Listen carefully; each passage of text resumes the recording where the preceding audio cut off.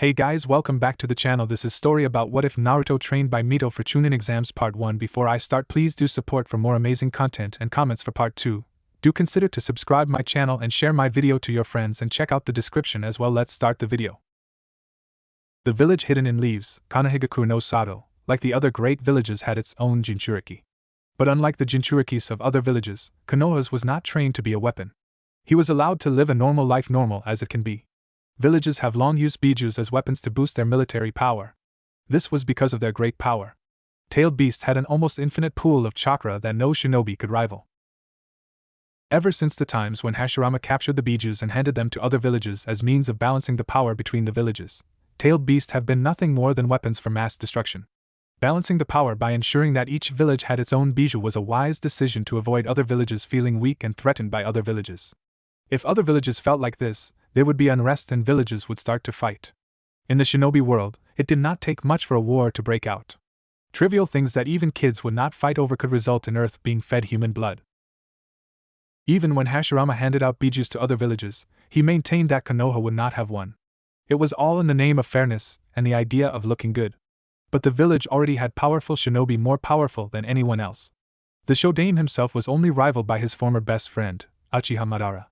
The first Hokage was hailed as the god of shinobi during his days due to his legendary power. If they were to add a biju on top of that, Konoha's power would surely be greater. When Hashirama decided to give bijus to other villages as means to balance power, his younger brother, Tobirama, had tried to have his brother sell the bijus. The man worked his mind in a different way than his brother. Surely something as powerful as bijus would be sold at a high price. This of course would strengthen Konoha's economic structure, knowing that other villages would pay a hefty fee for the bijus.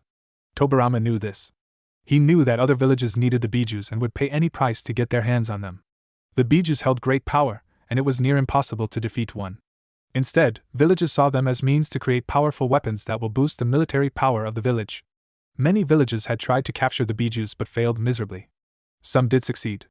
Hashirama, though, thought differently than his brother, and so he gave the bijus to other villages for free. He knew that the power of the bijus was great. But he could deal with the bijus if they were used to attack his village. His legendary Mokuton was able to restrain any biju without much trouble. Out of all the villages, there was also no one who could defeat him. Despite all his power, he was not too arrogant to hand out bijus because he could defeat them or had the belief that he could not be defeated by anyone. He disliked fighting and tried to avoid it all the times. That is why he gave away the bijus for free. Surely one would not think of attacking Konoha after all the village has done. He had used this as an opportunity to get the villages to cooperate with one another, but that failed. The Kyuubi had been the only biju that had been left untouched as it was too powerful than any other biju. When the other bijus were captured, the Kyuubi was not. Some villages tried to capture it, but failed. That was until Madara used his Sharingan to manipulate the great beast under his control. He then took the biju to battle Hashirama.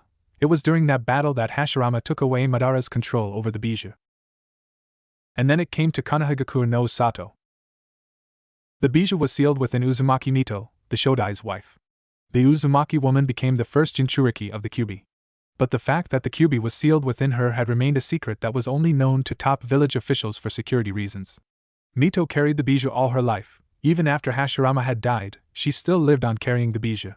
She never used the Kyuubi's power, but merely contained it within her as Hashirama had deemed it too dangerous and powerful to be left alone to roam around the world freely. The belief only served to make the biju hate humans even further. When Mito was too old and her body becoming too weak to hold back the biju, someone else was brought into the village of Konoha. Uzumaki Kushina was brought from the land of whirlpools, the home of the Uzumaki clan.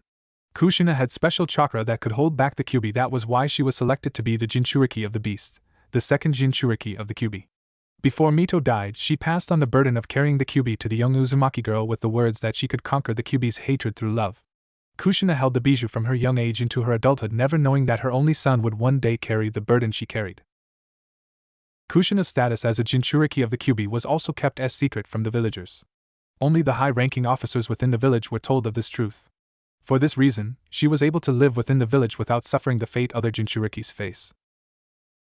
October 10th, the fateful day the Kyuubi was forced to run rampage in Konohagakure by a masked man. Before that, Kushina was giving birth to her first child, who was already named Naruto. During the time of childbirth, the seal containing the Kyuubi weakened greatly, and with enough force, the biju could break free.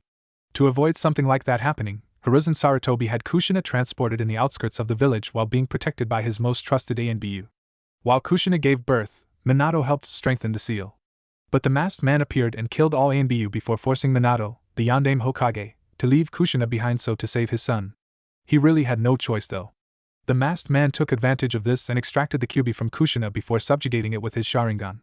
Kushina was able to survive due to her tremendous life force. The masked man then summoned the beast into Konoha. The Kyuubi did much damage to the village and killed many. No one could stop it. No form of ninjutsu could harm it. The situation seemed hopeless without the great Senju Hashirama to subdue the beast with his Mokutan ninjutsu. But during that state, the famed Yondaime Hokage stepped up. But not before fighting the masked man. Minato appeared and teleported the bijou outside the village before sealing it inside his son, Naruto, who became the third Jinchuriki of the Kyuubi. Minato and his wife, Kushina, died during that night without being able to raise their son. But even so, they died smiling, having protected their village. And Minato held great belief that Konoha would treat his son well. Unfortunately, that was just wishful thinking. Naruto's status was made public, and this is how this life turned out. Typical, they all stared at him like they had seen some monster. They looked at him with hatred that burned deep within their hearts. What sort of a monster was he then? When he was younger, he had questioned himself so many times what sort of a monster was he. They always referred to him as that thing, so he was curious. Some things were better left unsaid, they said. He could see the logic in that. However, people tend to hide things that ought not to be hidden. He was a curious person by nature.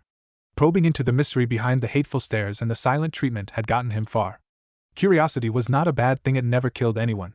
How could it be bad if he was merely investigating a mystery that affected his mental state?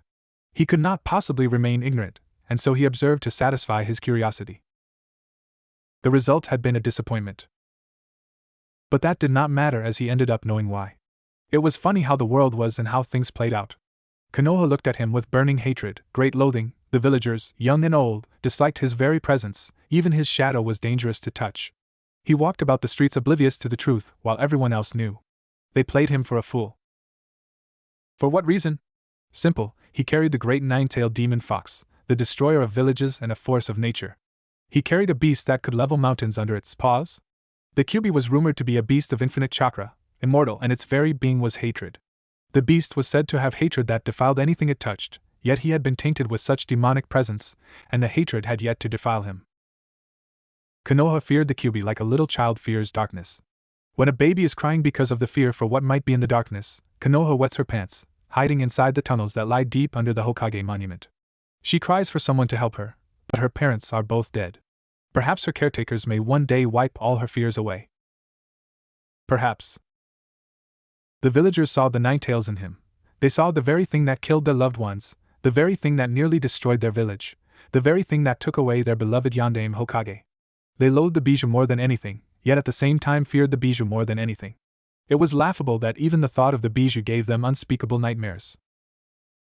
They say that he was a disease, and his presence in the village did not do them any good. Yes, he was no longer a child, he was not Uzumaki Naruto, he was not just a 13-year-old boy with no parents, he was just a thing they wanted nothing more than to get rid of. They spoke about the Sandaime not caring about their well-being for keeping him in the village. Yes, they wanted him gone. If he suddenly disappeared, they would probably throw a heap of celebrations. Despite the fact that they hated Uzumaki Naruto more than anything, they could not do anything to him, they could not touch. It was not the Sandaime's law that forbade them from speaking about the Kyuubi. It was not that they feared what the Sandaime would do if they rebelled. The Sandaime would be forced to side with them if they rebelled against his law. They knew it, and the leaders knew it too, that the villagers made Konoha. Without them, there was no Konoha. Even with all that, they could not touch the parasite in their midst, they could not touch him. Why? It was simple, they feared him. No, rather, they feared the Kyuubi. They feared what he would do if they pushed him too far. Even in their blatant ignorance, they could still see danger when they see it. Not even shinobi dared to hit him, or lay a hand on him. He was the Jinchuriki of the Nine-Tails after all. The reality must truly make them feel hopeless. It was laughable to him. They hated him and would love nothing more than to see him gone, but at the same time, they could not touch him. Could may be not the correct term to use. The truth was that they feared the power of the Kyuubi, and would not do anything that may awaken its power. Ignorance. It worked well for him. They did not know that the power of the Kyuubi was safely sealed inside of him. Unless he felt some extreme emotions or forced it out of the seal, it could not come out. Yes, the seal of the Uzumaki worked wonders. Minato might have been the one to place the seal on him, but it was the Uzumaki clan to devise the seal. Yes, they were that good in Fuinjutsu. If they knew this reality, he would be dead by now, or perhaps living somewhere. The Kyuubi would surely not endanger itself by allowing him to be killed. If he died, it meant a temporary death to the Bijou. He doubted a prideful beast such as the Kyuubi would like it being dead. It was already an insult to its power and pride that it had been sealed within an infant. The other Bijous would surely have a feast about it if the great nine-tailed demon fox died. As it was now, he would not worry about such things. Perhaps when he was ignorant and oblivious to the cold hard truth that was right in front of his eyes, he would be worried about his safety. He stopped getting worried and afraid when he was 5 years old. He could walk within the streets of Konoha, carelessly, without being worried about anything or anyone. He could protect himself after all, and he carried the strongest Bijou. Naruto sighed as he walked through the streets of Konoha towards the Ninja Academy. His footsteps were slow and were put down the ground like any lazy person would. Perhaps today was not a good day to go to the academy, Naruto thought mildly. He should have just stayed inside his apartment and spent the day reading something useful. He really did not enjoy most of the time he spent at the academy. It was still early in the morning. He always woke up early. 5 or 6 hours of sleep were enough for him. But sometimes he did sleep more than that. As long as he knew that his body rested and was afresh, he did not much more sleep. He could spend his time doing something productive. But lately he has been lazy to do most of his activities. He would have to remedy that before it became a serious problem.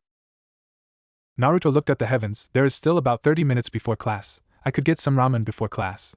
But it did not matter if he was late or not. Iruka would probably just give him his lectures before allowing him to take a seat.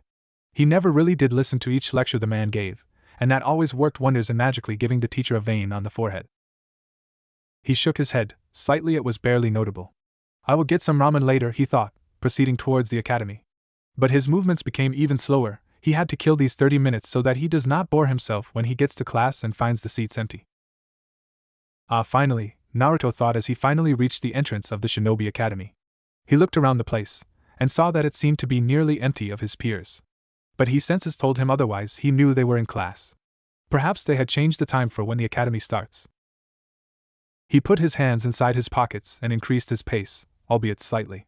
The hall was just empty. He really did like it when it was empty like this. He could sense everything happening around him and could also think without having to fend off a glare coming his way. While he could ignore the glares, they did not make things easy for him because he could feel them trying to make holes on his back. It was not a matter of the glares being too much for him. He had gotten used to them that they no longer bothered him at all. Seeing a villager glare at him changed nothing of his mood. It was the usual business, and nothing too surprising. He would probably freak out if they started smiling at him. Surely, that would make him uncomfortable.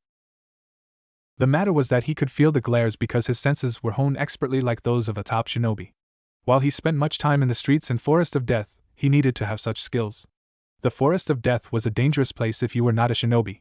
One had to be always on alert, for the forest that was alive could eat one alive. He used the place for surviving dangerous encounters. Perhaps he just liked the thrill of being in a place where he knew he could die. Having the Kyuubi inside of him did not mean that he could not die. No, it only meant that he could not die because of things that would kill normal people. He was not a normal person, thus he could not be killed easily. The Kyuubi could apply those high regeneration healing abilities to heal deep wounds that could kill him in seconds. He had always liked to see the expression on the beast's face when it healed him of those wounds. But the fact remained, he could die like everyone. The Kyuubi could only postpone his death, and when time came, he would disappear like everyone. Nonetheless, he was not worried about death. He did not even fear dying. He knew that death was part of life, and as anyone can be born into this world, anyone could disappear. A minute or two passed and he finally reached his class. He did not bother to knock on the door. He merely lazily opened the door with his right hand before placing it back to its rightful place. The class was packed always, and the others looked somewhat serious. Iruka was holding a stack of papers. A test? He really should give this thing some much more time. But he was going to graduate soon. How he did during the year did not matter. What mattered the most was passing the graduation exam. He had no doubt that he could pass something that silly. He had seen the exam before, and knew that it was not even a test for him. Morning, Naruto. Despite the happy tone in the instructor's tone, his narrowed look spoke other volumes. How nice of you to finally come to school. I hope it is not much of a bore to you, but we are having a test today. So, if you could so kindly take a seat, others would like to start with the test. Naruto ignored the rest of the words. Morning to you too, Iruka-sensei, the blonde-haired boy said, smiling at the Chunin. This did nothing but to make Iruka glare at him even more. Naruto's smile became nervous. I will take my seat then. The rest of the class was oddly quiet. Perhaps they did not want to forget what they had read. Taking part of this little occurrence would not have been much of a new thing for them. They usually did so when he came late or slept in class.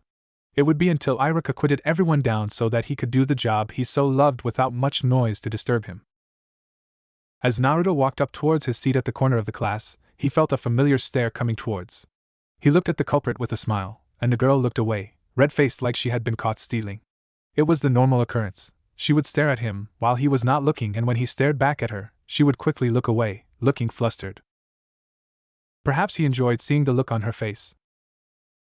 Nice of you to finally show up, Naruto, Kiba said, in a low tone so that Iruka would not hear him. It would not be pretty if Iruka caught him talking while they were preparing for a test. He envied the fact that Naruto could come to school when he wished, but he would never admit it to anyone. His mother or sister would drag his ass if he decided to slack off. If I did not come, I would miss Kiba-chan ace this test, a bit sarcastic as he responded. He too, in a low tone that only the Inuzuka heir could hear. His remark only earned him a heated glare from the boy. At least I am going to pass the test. I doubt you even know that there was a test today, the boy grinned madly. But the smile on Naruto's face did not go away. Kiba grinned because he knew the blonde was probably going to fail this one. Good luck, you will need it. Naruto's smile widened slightly. Thank you, Kiba-chan, for the wish of good luck. I can now write with confidence because the great heir of the Inuzuka clan has wished me luck. Obviously, the remark was purely sarcastic. To add to the insult, Naruto gave the boy a small bow of his head. Before Kiba could come up with a retort, Iruka spoke, in a slightly tired tone yet firm. Naruto, I am waiting for you to take a seat so we can begin, the instructor said, looking straight at the blonde. Let us just start without him. It is not like it will make much of a difference, we all know he is going to fail anyway, a boy said, deciding to break the peace within the room. This of course earned some laughters and snickers headed towards Naruto, as the comment was being referred to his record. Iruka glared at the boy. Shinji, you should not be the one talking, the Chunin stated in a stern tone. You also failed your last 2 tests. Another round of cheers. Naruto ignored it all as he went towards his corner. He took his seat and looked at the peaceful sky through the window. Iruka started talking, giving the instructions for the test. Naruto was not listening. He looked at Shikamaru, who always sat in front of him. Why did you not warn me? I wanted to tell you yesterday, but you did not come to the academy. I could have looked for you at the usual place, but when I got home after the academy, I fell asleep and woke up today. That came the reasonable response from the Nara heir. Naruto nodded. This is going to be troublesome, the blonde said, releasing a sigh. He placed his hands on the desk before resting his head on them. I hear you, Shikamaru agreed with the blonde. Naruto released a yawn. I really should have stayed at my apartment, he thought as he looked at Iruka, who had started handing out the question papers, as well as the answer sheets. The blonde took the question paper and looked at it with a bored look. He sighed.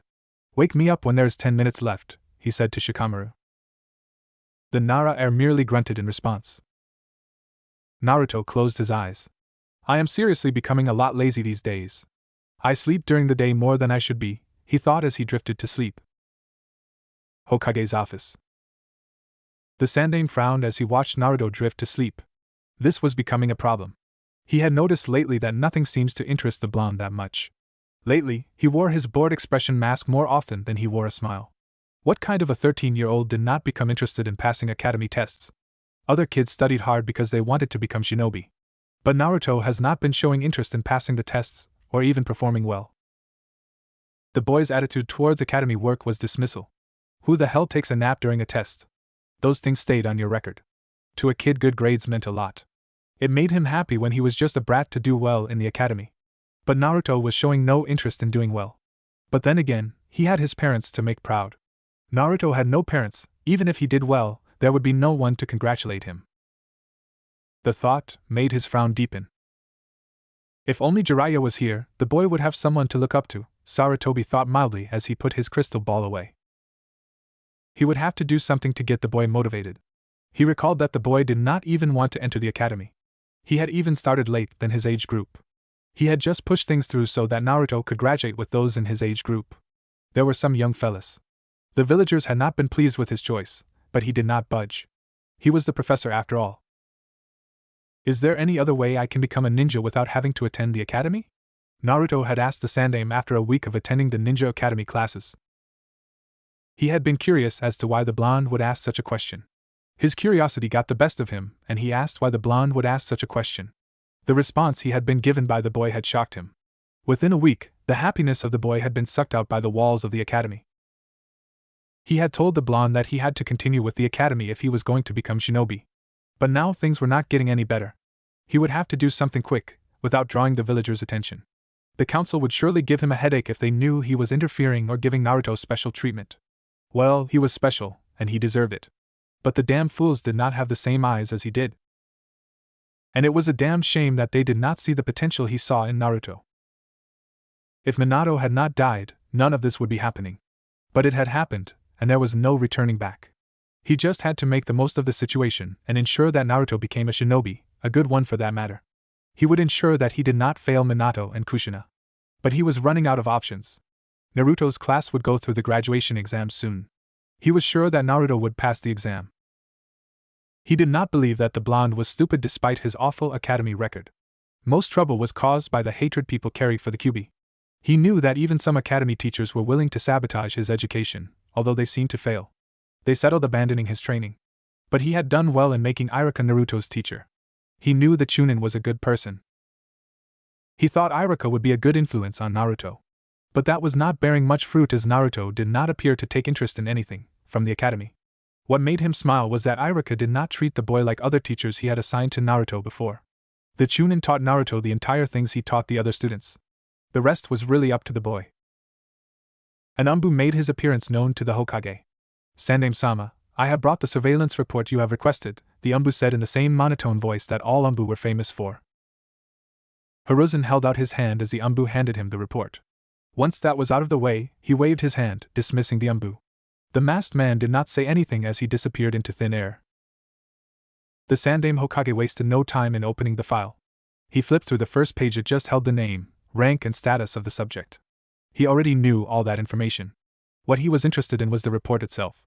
He looked through each page with a critical eye. After all the reading, he closed the file and put it on his drawer.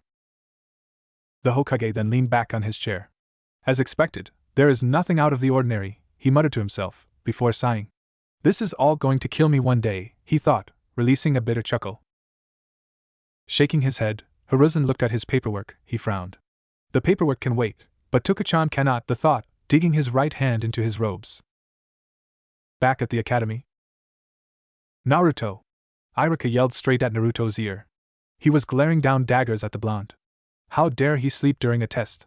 This was not playing, for God's sakes. This was serious life, and he was just sleeping. Not even Shikamaru could do that. Well, he would after he finished writing. But that was not the case. Naruto had yet to even start answering his questions.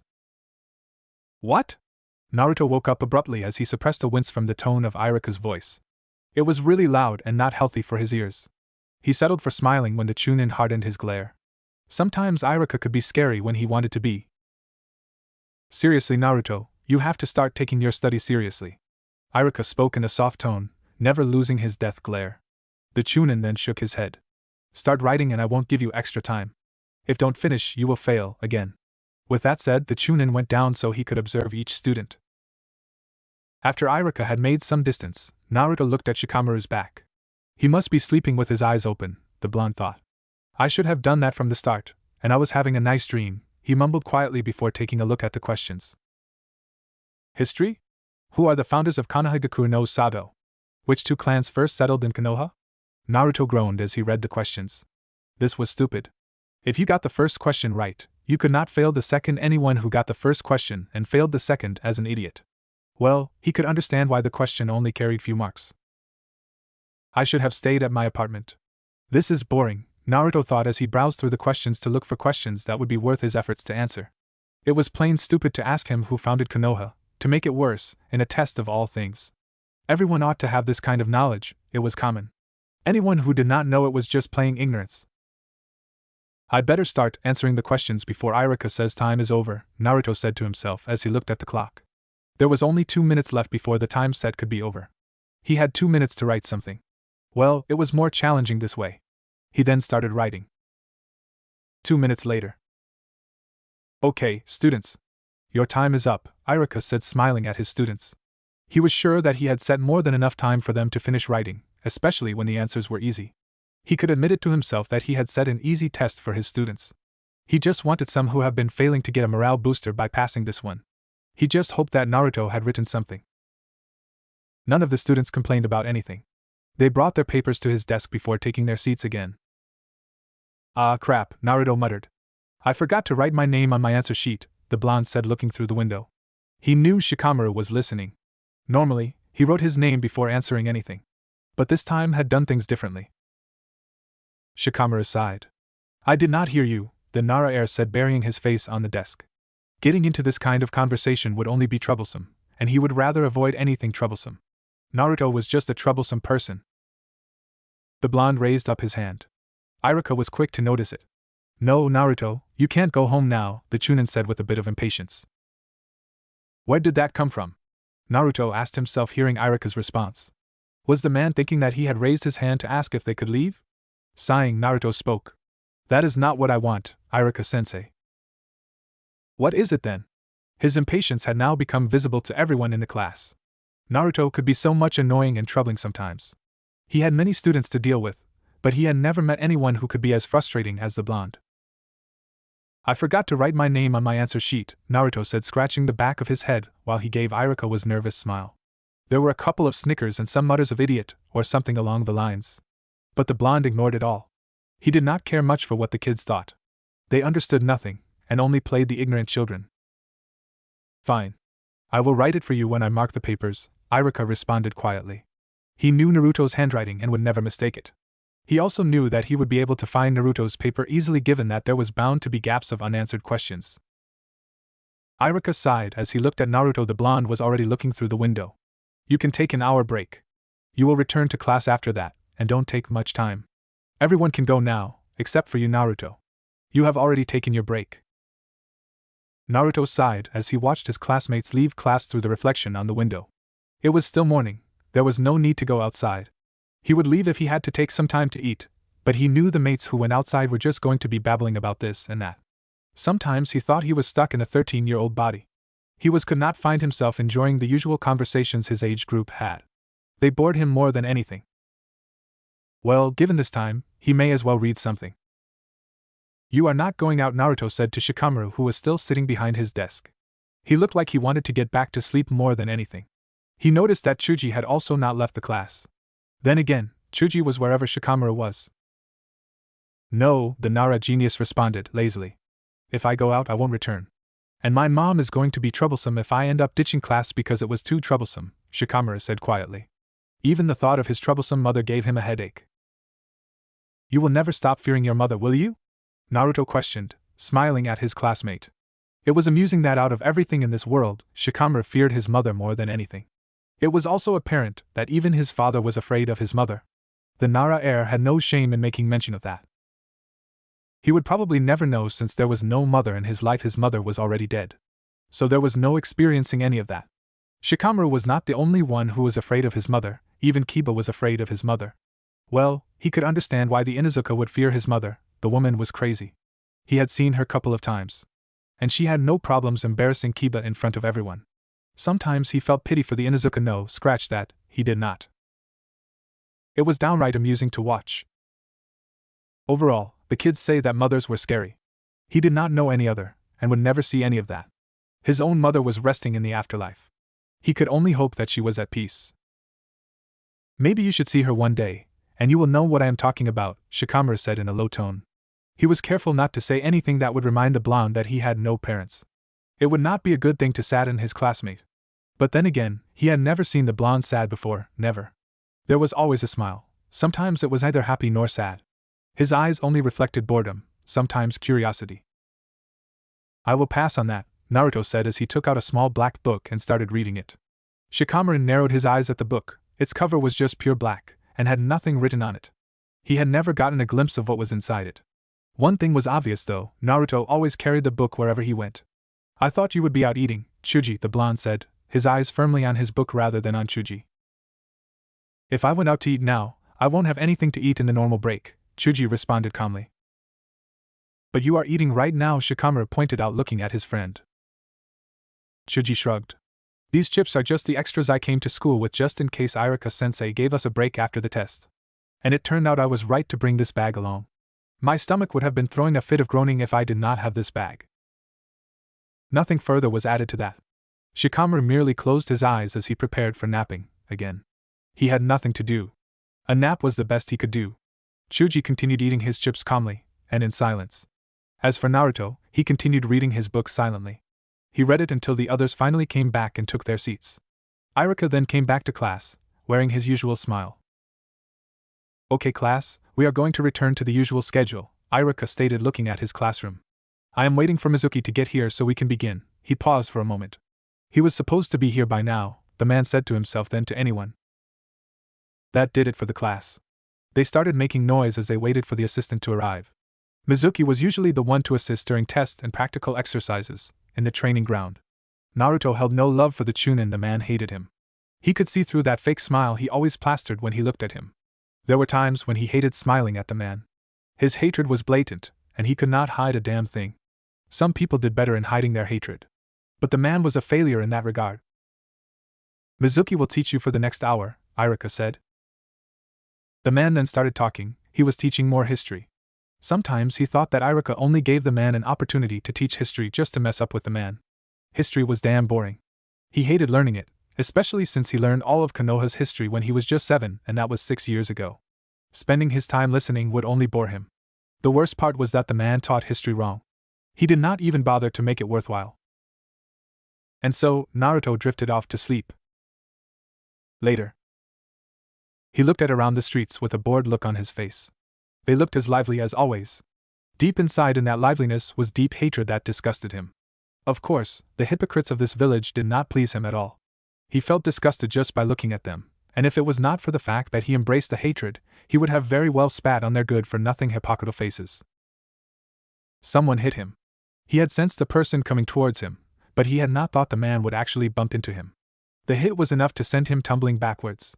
But of course, he could have maneuvered that. However, people were not expecting a 13-year-old to actually do something like that.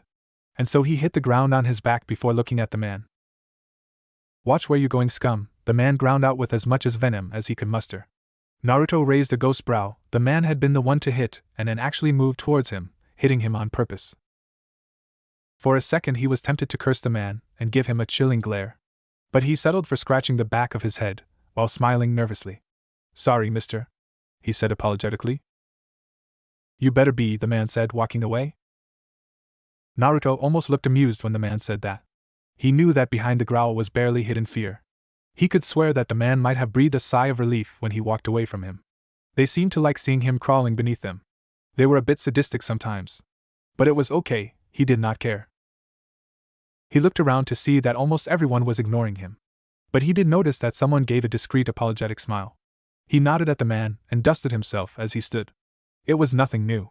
He knew that not everyone in the village loathed him. He may be a social outcast, but there were some people who were at least kind. But they showed their kindness discreetly. Sighing, Naruto made his way towards a karaku. He went around this time because he knew he would have the place to himself. By this time people did not usually come to the ramen stand. He liked it because he could eat peacefully without driving away some of Tuchi's customers. He knew that some people would not stomach eating next to him. Yes, he was that disgusting thing that made their stomachs reject their meals. Naruto, my boy, Tuchi said as he watched the blonde take a seat. How are you? Good, Naruto replied smiling, and you? I am good, Tuchi responded. How was the academy today? Same old boring, Naruto said with a nonchalant shrug. It was boring for him. But in order to become a shinobi he had to attend. Well, at least it was going to end soon. He just had to endure for a week and would finally leave the academy and become a genin. Tuchi sighed. You should at least be enthusiastic about it like other kids, Naruto. The old man said, knowing Naruto's dismissive attitude towards the academy. He had tried to get the blonde a bit more excited about the academy, but nothing had worked so far. Again Naruto shrugged. Well, the graduation is coming soon. I will get through and become a genin. He held a large smile as he said those words. Do you think you will pass the graduation exam? Ayame asked as she came from the kitchen. Naruto nodded. It is easy. Only an idiot and one without acceptable chakra control for an academy can fail, the blonde responded calmly. I will get the usual order while you kids talk, Tochi said, walking away towards the kitchen to get Naruto his food. He already knew what the blonde would eat, so there was no need to ask him what he wanted to eat. The atmosphere changed completely. I am going to see if father needs help, Ayam said, before she hastily left the blonde alone. Nagato sighed as he cancelled his rain jutsu. The jutsu was perfect in detecting spies within the village. It was compensation to the fact that his senses could not stretch out to the entire village. But he was a very good sensor nonetheless. Even when one could stretch his or her senses over the entire village, it would take complete focus and some serious meditation. As far as his intel told him, there were only 2 people who were better sensors than him. Well, he also had some ridiculous chakra control. For someone who had so much chakra as him, it was hard to believe that he could manipulate chakra like he does. There were no spies within the village or some unwanted guests. He made sure to deal with any intruder in his village. He did not like it when someone infiltrated his home to gather some intel. The village's security was of high level, it was nigh impossible to sneak inside. And even if someone did sneak inside, he would not take much time to realize that someone was inside this village. Even top spies knew that Amagekyo was not a playing field. He doubted that even the infamous snake Sannin, Orochimaru, could tempt his ire by trying to enter the village. He would slit the snake's throat and burn it down. This village was heavily protected. It was the ideal place to keep secrets. When you entered using the back door, you could never go out. It was the den of a lion. Once you entered through the back door, you forfeited your life. He looked at the streets of the village with an expressionless face. Ever since he took over the village, it has been raining peace.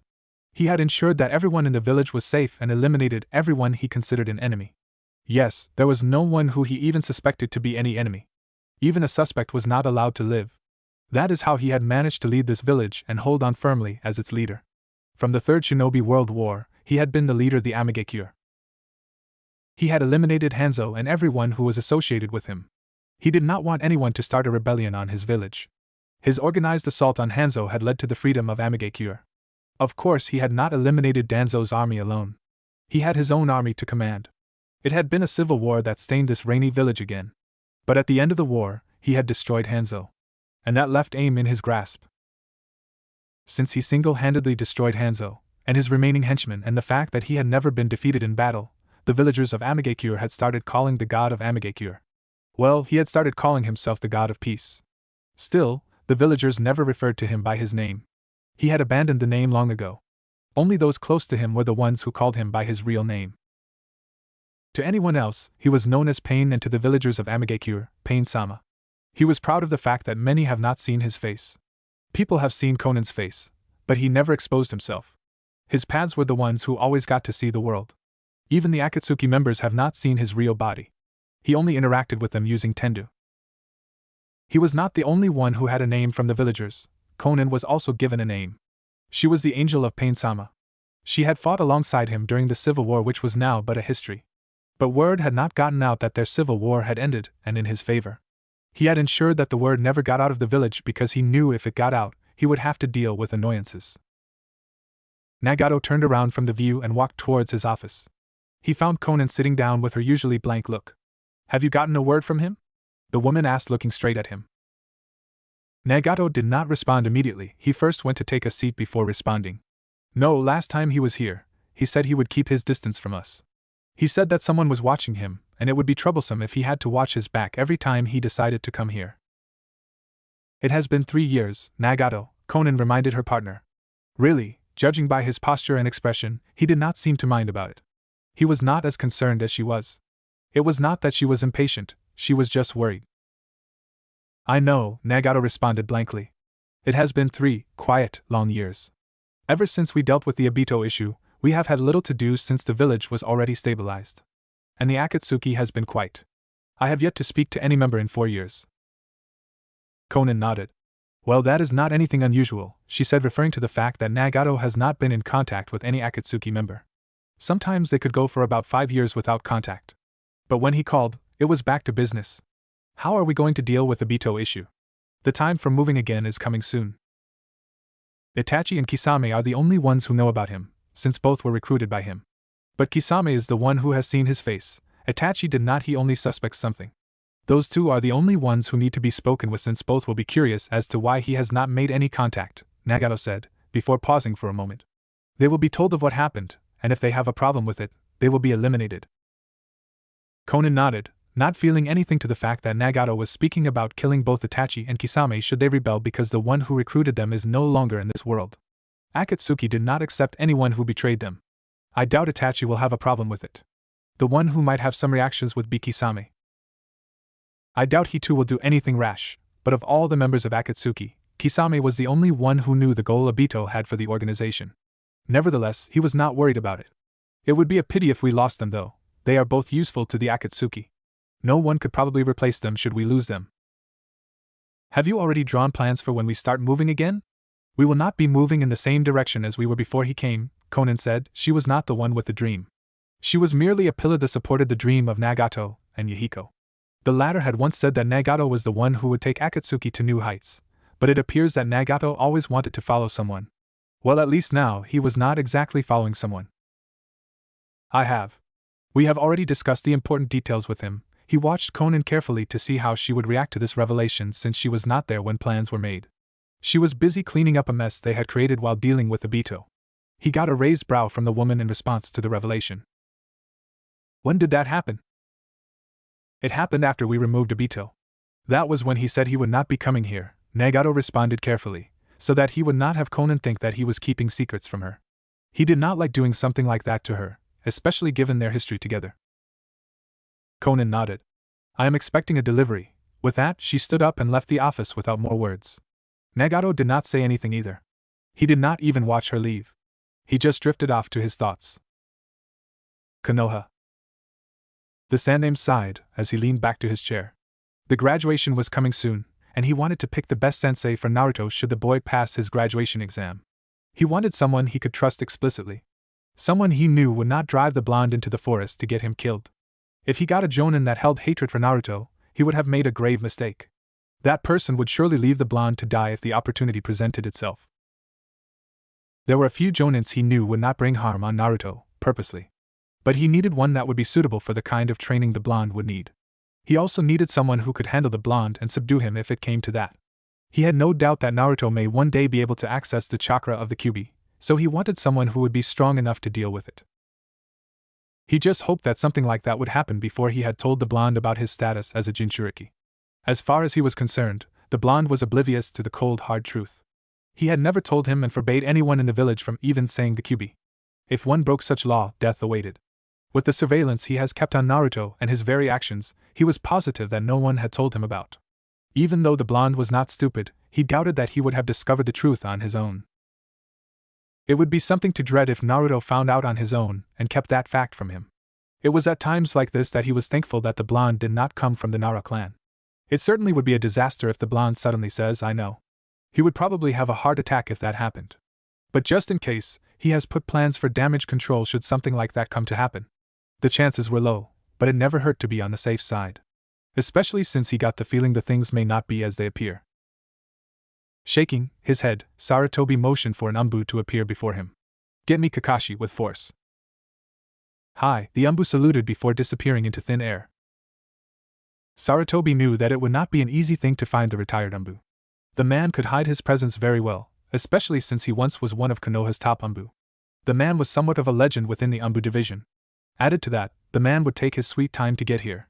Sometimes he had to use force or remind the Jonin who he was. He may be old, but he was no weakling. 30 minutes later a disgruntled Kakashi appeared in the office. The Sandaime almost chuckled seeing the look on the man's face. Almost being the key word. You called, Hokage-sama? As always, the man looked like he would rather be somewhere. But the Sandaime did not read much into that. Yes, the Hokage said, taking out his pipe. If he was going to have this kind of conversation with the Jonin, it was best settle himself with it. He lit it, and puffed out some smoke before fixing Kakashi a look. Has something happened? Kakashi questioned, seeing the look on the Sandaime. The look only meant serious business. So, he was curious. He would be ready for action if his services were required. No, the Sandaime responded, shaking his head slightly. It is about Naruto. Silence greeted the office. Has something happened with him, Hokage-sama? Or do you wish for me to keep an eye on him? Kakashi asked a few questions.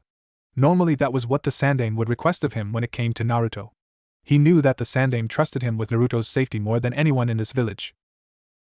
No, nothing has happened with him, the Sandaime brushed away Kakashi's concerns for the blonde. What have you heard about him aside from anything that relates to it? Kakashi looked thoughtful for a few moments before he finally responded. I often hear other academy students calling him a weirdo and a failure. I also heard that he has never passed a test since the year began. Why do you ask, Hokage-sama? The Sandaime nodded to himself before responding. I will skip the weirdo part and get to the failing part. Have you really observed him while he is at the academy? Kakashi shook his head. No, not really. Do it until the graduation. It is coming soon. Naruto's class will graduate this June since they were supposed to graduate last year December. Until then, the graduation exam, you will tell me what you have discovered. Hi. Is there anything else? The Sandaime shook his head. You are dismissed. You will talk much with me after you give me your report. Kakashi nodded before disappearing. Danzo chose that moment to appear in the office. Hiruzen narrowed his eyes. He had stopped talking because he had sensed the men appear. What do you want, Danzo? If you had given me the boy, I would have trained him well. But it is not too late, Danzo stated, looking straight at his childhood rival. Not this again, the Sandaime thought, feeling all his energy leaving him. He really was becoming tired and too old for having this kind of conversation with Danzo. The man was relentless, and it was starting to get on his nerves that the man kept coming. No matter how many times he said no, the man would always come back, looking for a yes. Academy. As you all know, your graduation is coming in a short period of time. But that does not mean that you will have to stop attending your classes. You will be attending until the day you graduate, Irika announced, looking a bit happy that his students were finally going to graduate. Aha! The class groaned at the thought of coming back to the academy tomorrow. While they enjoyed their time in the academy, they also liked spending time away from Irika's lectures. The lectures could be boring sometimes.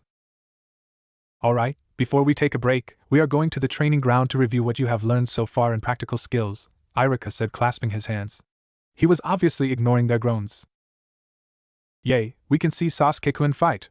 At least some people were a bit enthusiastic about getting to the training ground.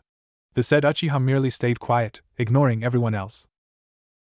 Come, kids, let's go, Irika said, smiling, as he began to walk away. He had again ignored something. He was tired of fangirls. No matter how hard he tried to get the girls to behave, he always failed miserably. When it came to their affections for Uchiha Sasuke, the girls were a bit crazy and would not hear a thing. Naruto groaned. He disliked doing something like this, especially when it was all just academy staff. He had watched real battles could shake the very ground he stood in. Watching academy students make a mess of academy taijutsu was nothing but a bore. How could he downgrade like that? Perhaps he had been quick to watch everything and learn all that he has learned. If he had not, perhaps he may have been interested in this thing. He doubted it though. Are you coming? Shikamaru asked, looking straight at Naruto with a bored look on his face. The blonde was sitting as though he was not gone go to the training ground with the others. He knew that the blonde had to be forced to participate in the training exercises, or else he would just look elsewhere. Do I have to? Naruto, almost but whined like a child he was. I don't really want to watch Sasuke beat the crap out of our classmates. I have seen the scene many times that it is not even worth it anymore. Shikamaru mumbled something, before shaking his head. I am just gonna leave you. Trying to convince you to do something is troublesome, the Nara heir said as he began walking down the stairs. You know, Naruto, if you don't go now, Irika-sensei is just going to come back here and drag you like last time, Chuji said, following his friend from behind. Sometimes, Naruto did it worse than Shikamaru. Perhaps the difference was that Shikamaru was just lazy, while with Naruto, nothing just seemed to interest him. Naruto groaned again, before looking through the window, for a few moments. Well, it can't be helped. If I don't go, Irika will probably drag me by my feet towards the training. And I don't want to mess my pants, I just bought them recently, the blonde mumbled to himself as he followed his classmates. He finally reached the training ground and found the others standing, prepared for anything. Naruto looked up at the trees not far away from the training ground. Oh god, not another one, he thought irately. Well, at least this one is a little interesting than rest. But by the end of the day, he will have bored me already, he got a bit sad at the last thought. While all the thoughts played inside his head, his expression remained indifferent. He was just staring far behind the trees, like he was not interested in anything. The person at the tree had thought he had been seen, but when he saw that the blonde's eyes were not directed straight at him, he sighed in relief. It seemed that the boy was just diverting his attention elsewhere so that he did not have to be tormented by Irika's lecture. Now that everyone is here, it seemed that he was just looking straight at Naruto. The blonde had been the last one to appear in the ground behind Shuji and Shikamaru. We can begin with this session and take a break. Are you going to participate? Naruto asked, looking elsewhere, but he was talking to Shikamaru. The Nara heir never took part in any of these activities unless he was forced to demonstrate something by Irika. No, it will be a drag. I would rather watch, Shikamaru responded. He did not like making demonstrations or being forced to spar with someone. It was too much of a drag to do that when there was nothing serious about it. Perhaps if it was a requirement of graduating, he would certainly do that. Well, it would not matter if Irika forced you anyway, Naruto responded, never taking his eyes off the greenly trees. They were quite lively. Perhaps they manifested the mood Hashirama always had. It is said that he was always a lively person, and sometimes carefree. If he does force you, I have no doubt that you are just going to get yourself knocked out just to get over with it.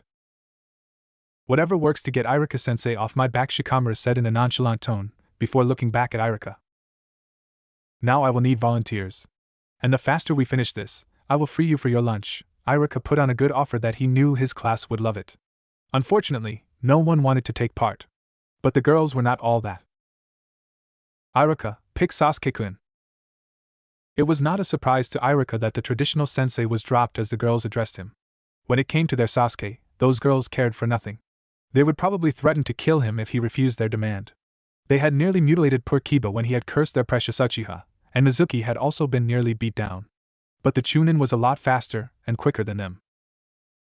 Mizuki had made the mistake of sparring with Sasuke. He was trying to demonstrate the standard taijutsu stance to the class. Since the Uchiha was already good with taijutsu, the boy had been trained well before his family was massacred by his older brother. He also trained at home alone, unlike other kids. So Mizuki went on to spar with Sasuke. He made a mistake by misjudging the strength of his kick. The result was an unconscious Uchiha and angry fangirls thinking that Sasuke was dead. Irika could remember the day very well. Naruto had been laughing at the expense of Mizuki. The Chunin had tried to calm down the fangirls, telling them that Sasuke was alright. But the girls did not want to hear any of it. What was important to them was that Mizuki had hurt their precious Sasuke-kun. Mizuki had run about the training ground as the furious mob chased him. He had avoided them by using Shunshin to escape the academy. Irika was sure that they would have put his assistant to the hospital if they had gotten their hands on him. Mizuki could not have retaliated because they were just children. Well, angry children. But it would have been seen as a bad thing if Mizuki fought back. He was just glad that no one had gotten hurt. But Naruto was greatly amused by it. Pick Sasuke-kun, Irika. Another demand came from the chairwoman of the Nation Executive Committee of the Sasuke Fan Club. Irika was thoughtful for a few moments. He realized that it would not end well if he denied that request, given the looks the mob was giving him. If they ended up rioting, he would have to cancel school for the day. He certainly did not want to do any of that. Okay, he said, smiling. Uchiha Sasuke it is then, he said, much to the cheers of the fangirls. The dark and gloomy Uchiha then stepped out of the group. He looked so calm and carried the atmosphere of almighty around him as he stepped forward. It was probably just another day where he had to show his superiority by beating another loser. It was often annoying. But he would never deny the chance if he was given. While he may not admit it to anyone, he actually felt good about himself when beat down his fellow classmates. At least give me someone who will be a bit of a challenge, the last loyal Uchiha grounded, quietly. Yet everyone heard him. His words only served to delight the fangirls, much to his annoyance. Really, he wished they could just all die and leave him alone. Sasuke-kun is so cool, the stars, hearts and everything went into display. Naruto merely sighed and looked away. He had looked back at the scene in front of him when the fangirls started placing their demands. This was something he did not want to see. Well, it was amusing back then, but now it was just annoying. He did not understand what the fuss was all about when it came to the Uchiha. The boy was cold, maybe he should not be the one to say that. But that was beside the point. The boy was an emo more than anything. But he was not much interested in the boy anymore. Any interest he had was lost already.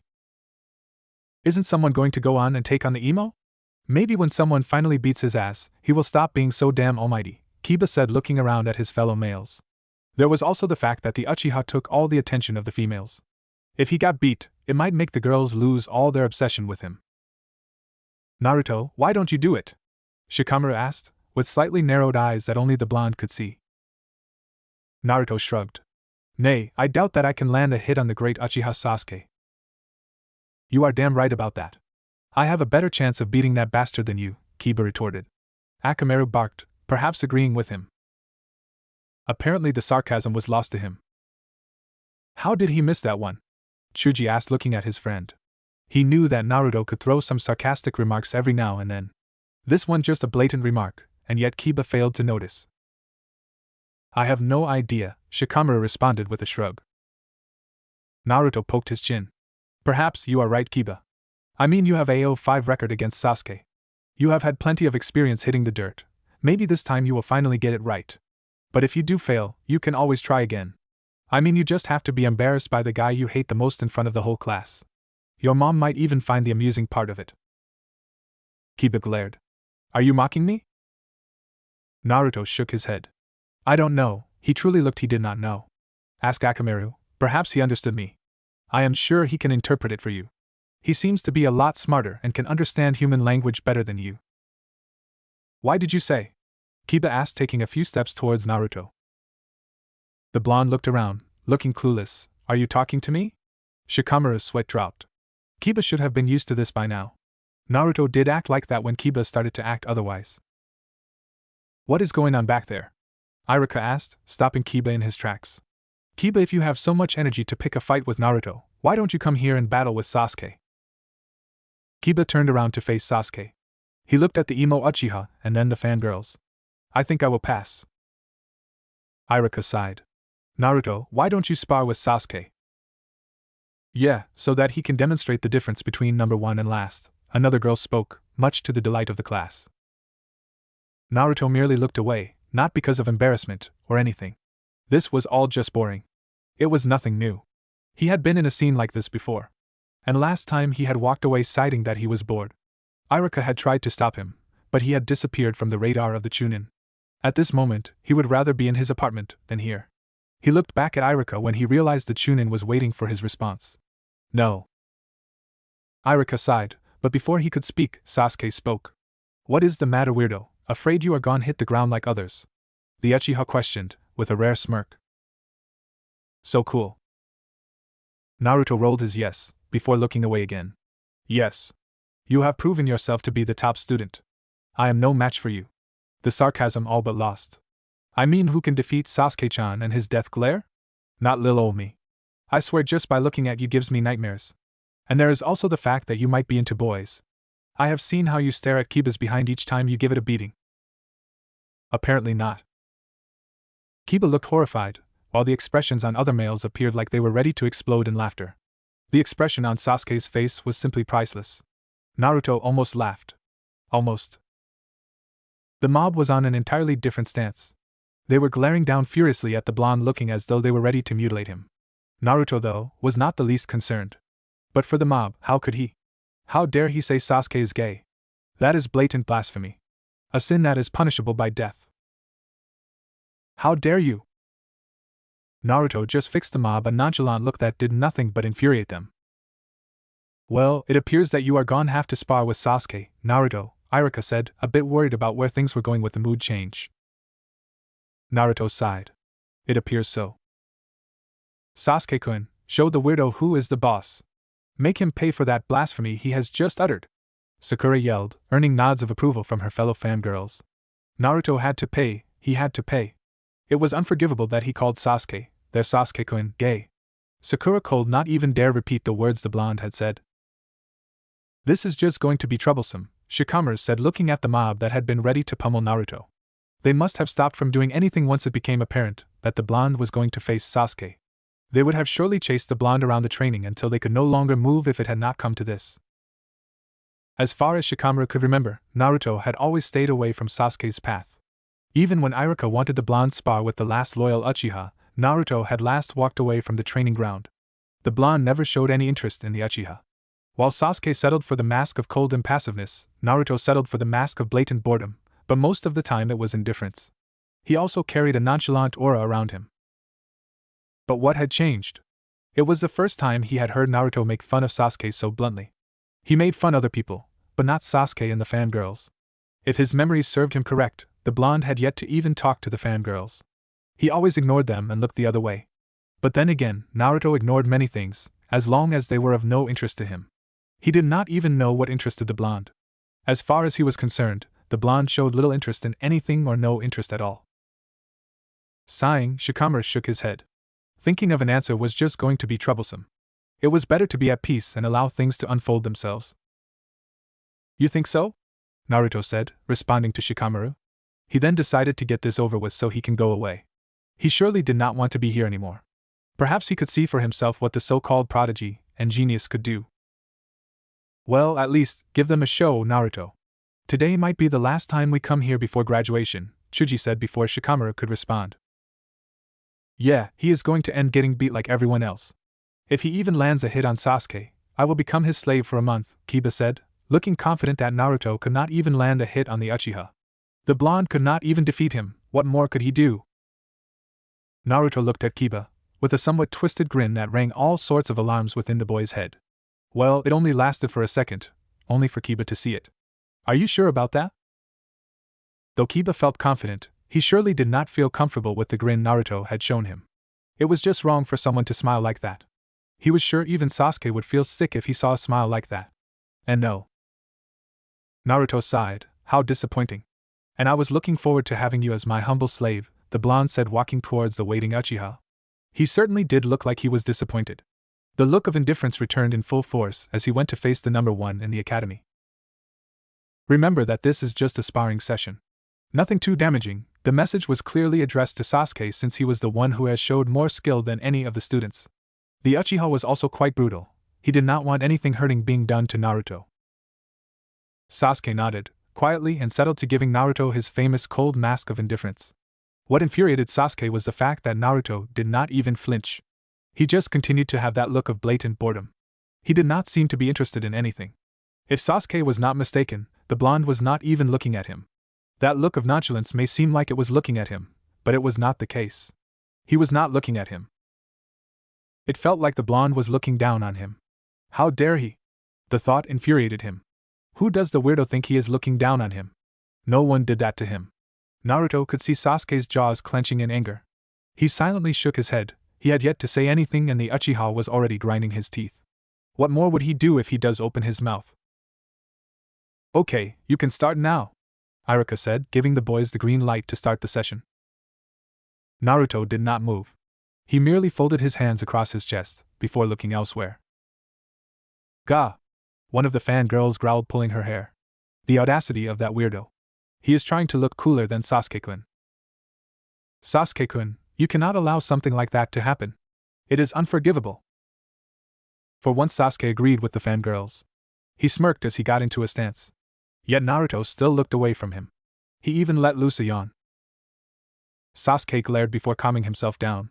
He rushed towards the blonde, but grew even frustrated when the blonde did not even turn his head to face him. He stopped in his tracks with his fist close to Naruto's face. The blonde did not even twitch. Naruto raised a brow as he turned to face Sasuke's fist. Aren't you going to hit me and get this over with? Sasuke glared. You are not doing anything to defend yourself. You just want me to knock you down so you can get this over. The Uchiha spoke in a cold tone, clear that he was not the least amused. I see. I shall end this then. In an instant, Sasuke was down on the ground, hitting dirt, while Naruto was walking away. No one actually saw what happened. Perhaps it was because no one was expecting Naruto to attack. Even Kakashi, who was watching from afar, blinked in surprise. He did not see that happening. This second, Sasuke was standing still ready to attack, and then the next, the Uchiha was eating dirt with Naruto walking away from him. What the hell? Sasuke yelled uncharacteristically, getting up from the ground. What the hell just happened? The fangirls yelled, echoing everyone's thoughts. The Sandaime was asking himself the same question. If he had been expecting that, he would have seen that. Can we get a replay for this? Kiba yelled. That weirdo could not have put the Uchiha on the ground. I must be dreaming here. Iruka-sensei, tell me that this is all just a prank. I am afraid that is not the case, Kiba. Iruka responded quietly. He was not expecting that to happen. He too was a bit shocked by the turn of events. Sasuke charged at Naruto while the blonde had his back turned against him. He delivered a hard kick on the blonde's back, before moving down swiftly to a leg sweep. The attack got the blonde and forced to hit the ground on his face. The Uchiha stood proudly, after exacting his revenge. This was much to the delight of the fangirls. Naruto sighed as he turned around to face the sky. I should have expected that, the blonde muttered to himself, looking all but bored. He was not hurt or anything. He was just finding it to be a task to get up after the Uchiha's dirty trick. Well, he had also played dirty when he tripped the dark-haired boy. Sasuke-kun is so cool. The weirdo had cheated to trip Sasuke-kun. Naruto rolled his eyes, while still lying down. Foolish girls, they did not understand the shinobi world. The world was not fair, nothing was fair. Well, he could not expect children, fangirls, especially to understand the real world. These girls wanted nothing more than fun with their Sasuke-kun. It would be a drag if he ended up getting stuck with one of them in his genin team. Okay, class, you can take your break, Iruka said, particularly to one, since no one was listening to him. The Chunin sighed and went to Naruto, who was still on the ground. He held out his hand to the blonde. Come on, let me help you out. Naruto took Iruka's hand and got up.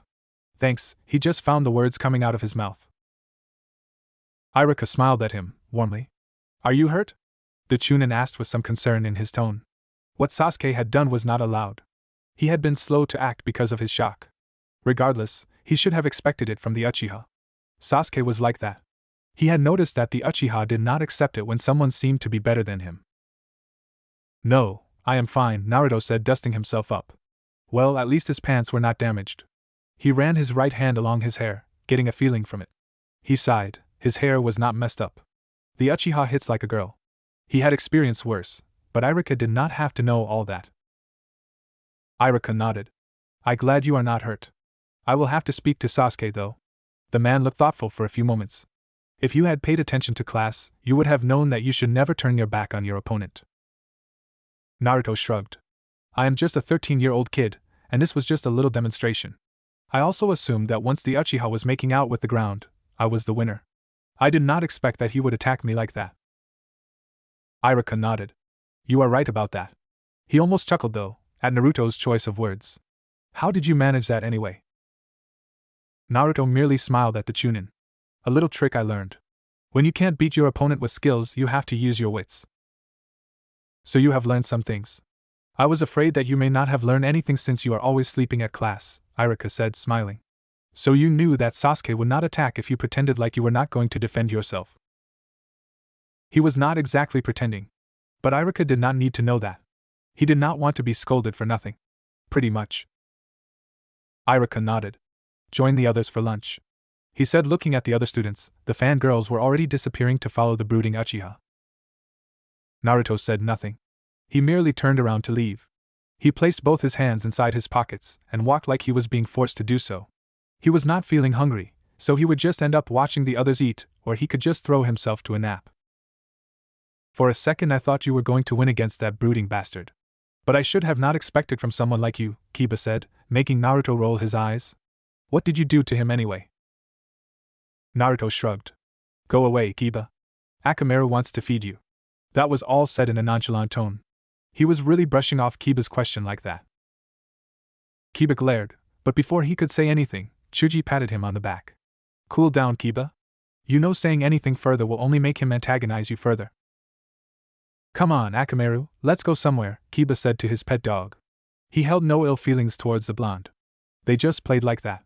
Sometimes he won some rounds, sometimes he lost badly. But he would get back at the blonde. Why do you enjoy picking on him anyway? Shikamaru questioned.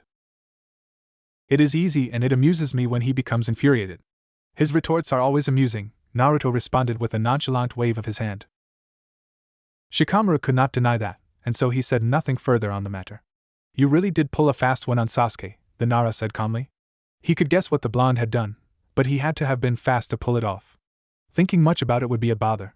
You know, I know for a certain that you could have dodged that attack by Sasuke. Naruto shrugged. It would have been a drag to do so. Not so surprisingly, Shikamaru seemed to nod in agreement with what Naruto had said. Where are you going? To my apartment. I need to change my shirt. This one has some dirt that is glaring at me, Naruto replied, walking away. What a lame excuse to ditch class, Chuji said, knowing that Naruto just wanted to go home. Even Shikamaru nodded at this. Naruto was not a neat freak. But he did like his things clean. If there was a way I could ditch class without my mom knowing, I would be leaving with you. This day has been rather dull and I don't see it improving. Shikamaru said, walking away with Chuji towards their usual spot. Naruto said nothing as he started walking away from the ground. He was just going to his apartment to do something useful, or sleep. He sighed when he sensed something. Naruto! Where do you think you are going? Iruka called out, staring at the blonde. He really did not want to have Iruka searching for him around the village. He just had to endure. Nowhere, he said, turning around. He better go around relaxing on his lonely tree. I thought so, Iruka said, smirking. You better not think of leaving while I am not looking. I will find you wherever you run off to. The academy teacher stated, going back to his class to deal with some things. It would be a drag if I leave now, Naruto muttered to himself as he climbed the tree like any academy student. He sat on a branch. Reading my book seems like a good option. Well, at least he has a good hobby, Kakashi thought, looking from afar. I do wonder what he is reading though. Still, it was hard to believe that the blonde wanted to be a shinobi when he showed absolutely no interest in academy work. Perhaps he just found it boring rather than anything. I am going to call it a day, the Jonin thought before he disappeared from his location. He did not think that there will be anything happening for the day. And he thought he had seen enough. He probably won't be watching the blonde tomorrow. Naruto closed his book when he felt Kakashi disappear. I wonder what the Sandaime is planning, he thought silently. He then shrugged. I doubt it is anything interesting. He opened his book again, and continued reading. The parents loved their children very much. It was a wonder to Naruto how they could show so much love to their children, and yet show hatred that was just pure unadulterated. They could smile to their children, and then they saw him, they would lose their smiles. Sometimes it was amusing when some parents would pull their children closer to themselves, as if it was for protection. Perhaps they feared the outcast would violate their children. They could not protect their children if he wanted to violate them, yet they made the effort. Laughable. It was also a bit sad though. He was not alone in his life. He had people he knew he could trust with his life. But at the moment, he could not see them. This meant that he was probably alone at the moment. But it did not matter. He may be still young, but he enjoyed the time he had to himself. Sitting within his apartment was not a bother. Especially when he knew that he was not alone. Well, technically, he has never been alone. From the day he was born, he had the QB sealed within. Everything that he knows, the QB knows. He even shared his mother's body with the QB while it was still sealed within her. From the day he started to form within his mother's womb, the QB had always been there. Even now, the bijou was somewhere inside his gut, probably taking a nap. Even when he knew that bijou was inside of him, he had never talked to it. It was not because he could not. He just did not bother. For now, he had nothing to say to the bijou. But he would soon have something to say to the bijou. It was living inside him, it had to pay rent. Still, demanding rent would not be fair. It was not the QB's choice to be sealed within him. The bijou had no choice in the matter. Both were just unfortunate to be caught in all this. But they just had to make the best of the situation. Possibly the only thing the QB cared about was getting out of its cell, hence he never visited. Why is that thing looking at me and my son? Naruto read those lines within the expression he got from a certain lady. It was a little insulting to be called a thing. Being a thing meant that his status as a human was removed. A thing was an animal, not human. It was right, before the eyes of these people, he was not a human, he was not a child. Naruto shook his slightly, and continued his way towards the academy. He could hear some sigh of relief as he walked past the parents. Sigh, I thought it was going to talk to me. I don't know how you can stand around it your whole day, son. I can't even picture standing beside it for a minute. Because of this, mommy, I'm proud of you. But all you have to do is pass, and you will no longer have to suffer this torment that the Sandaime is making you suffer.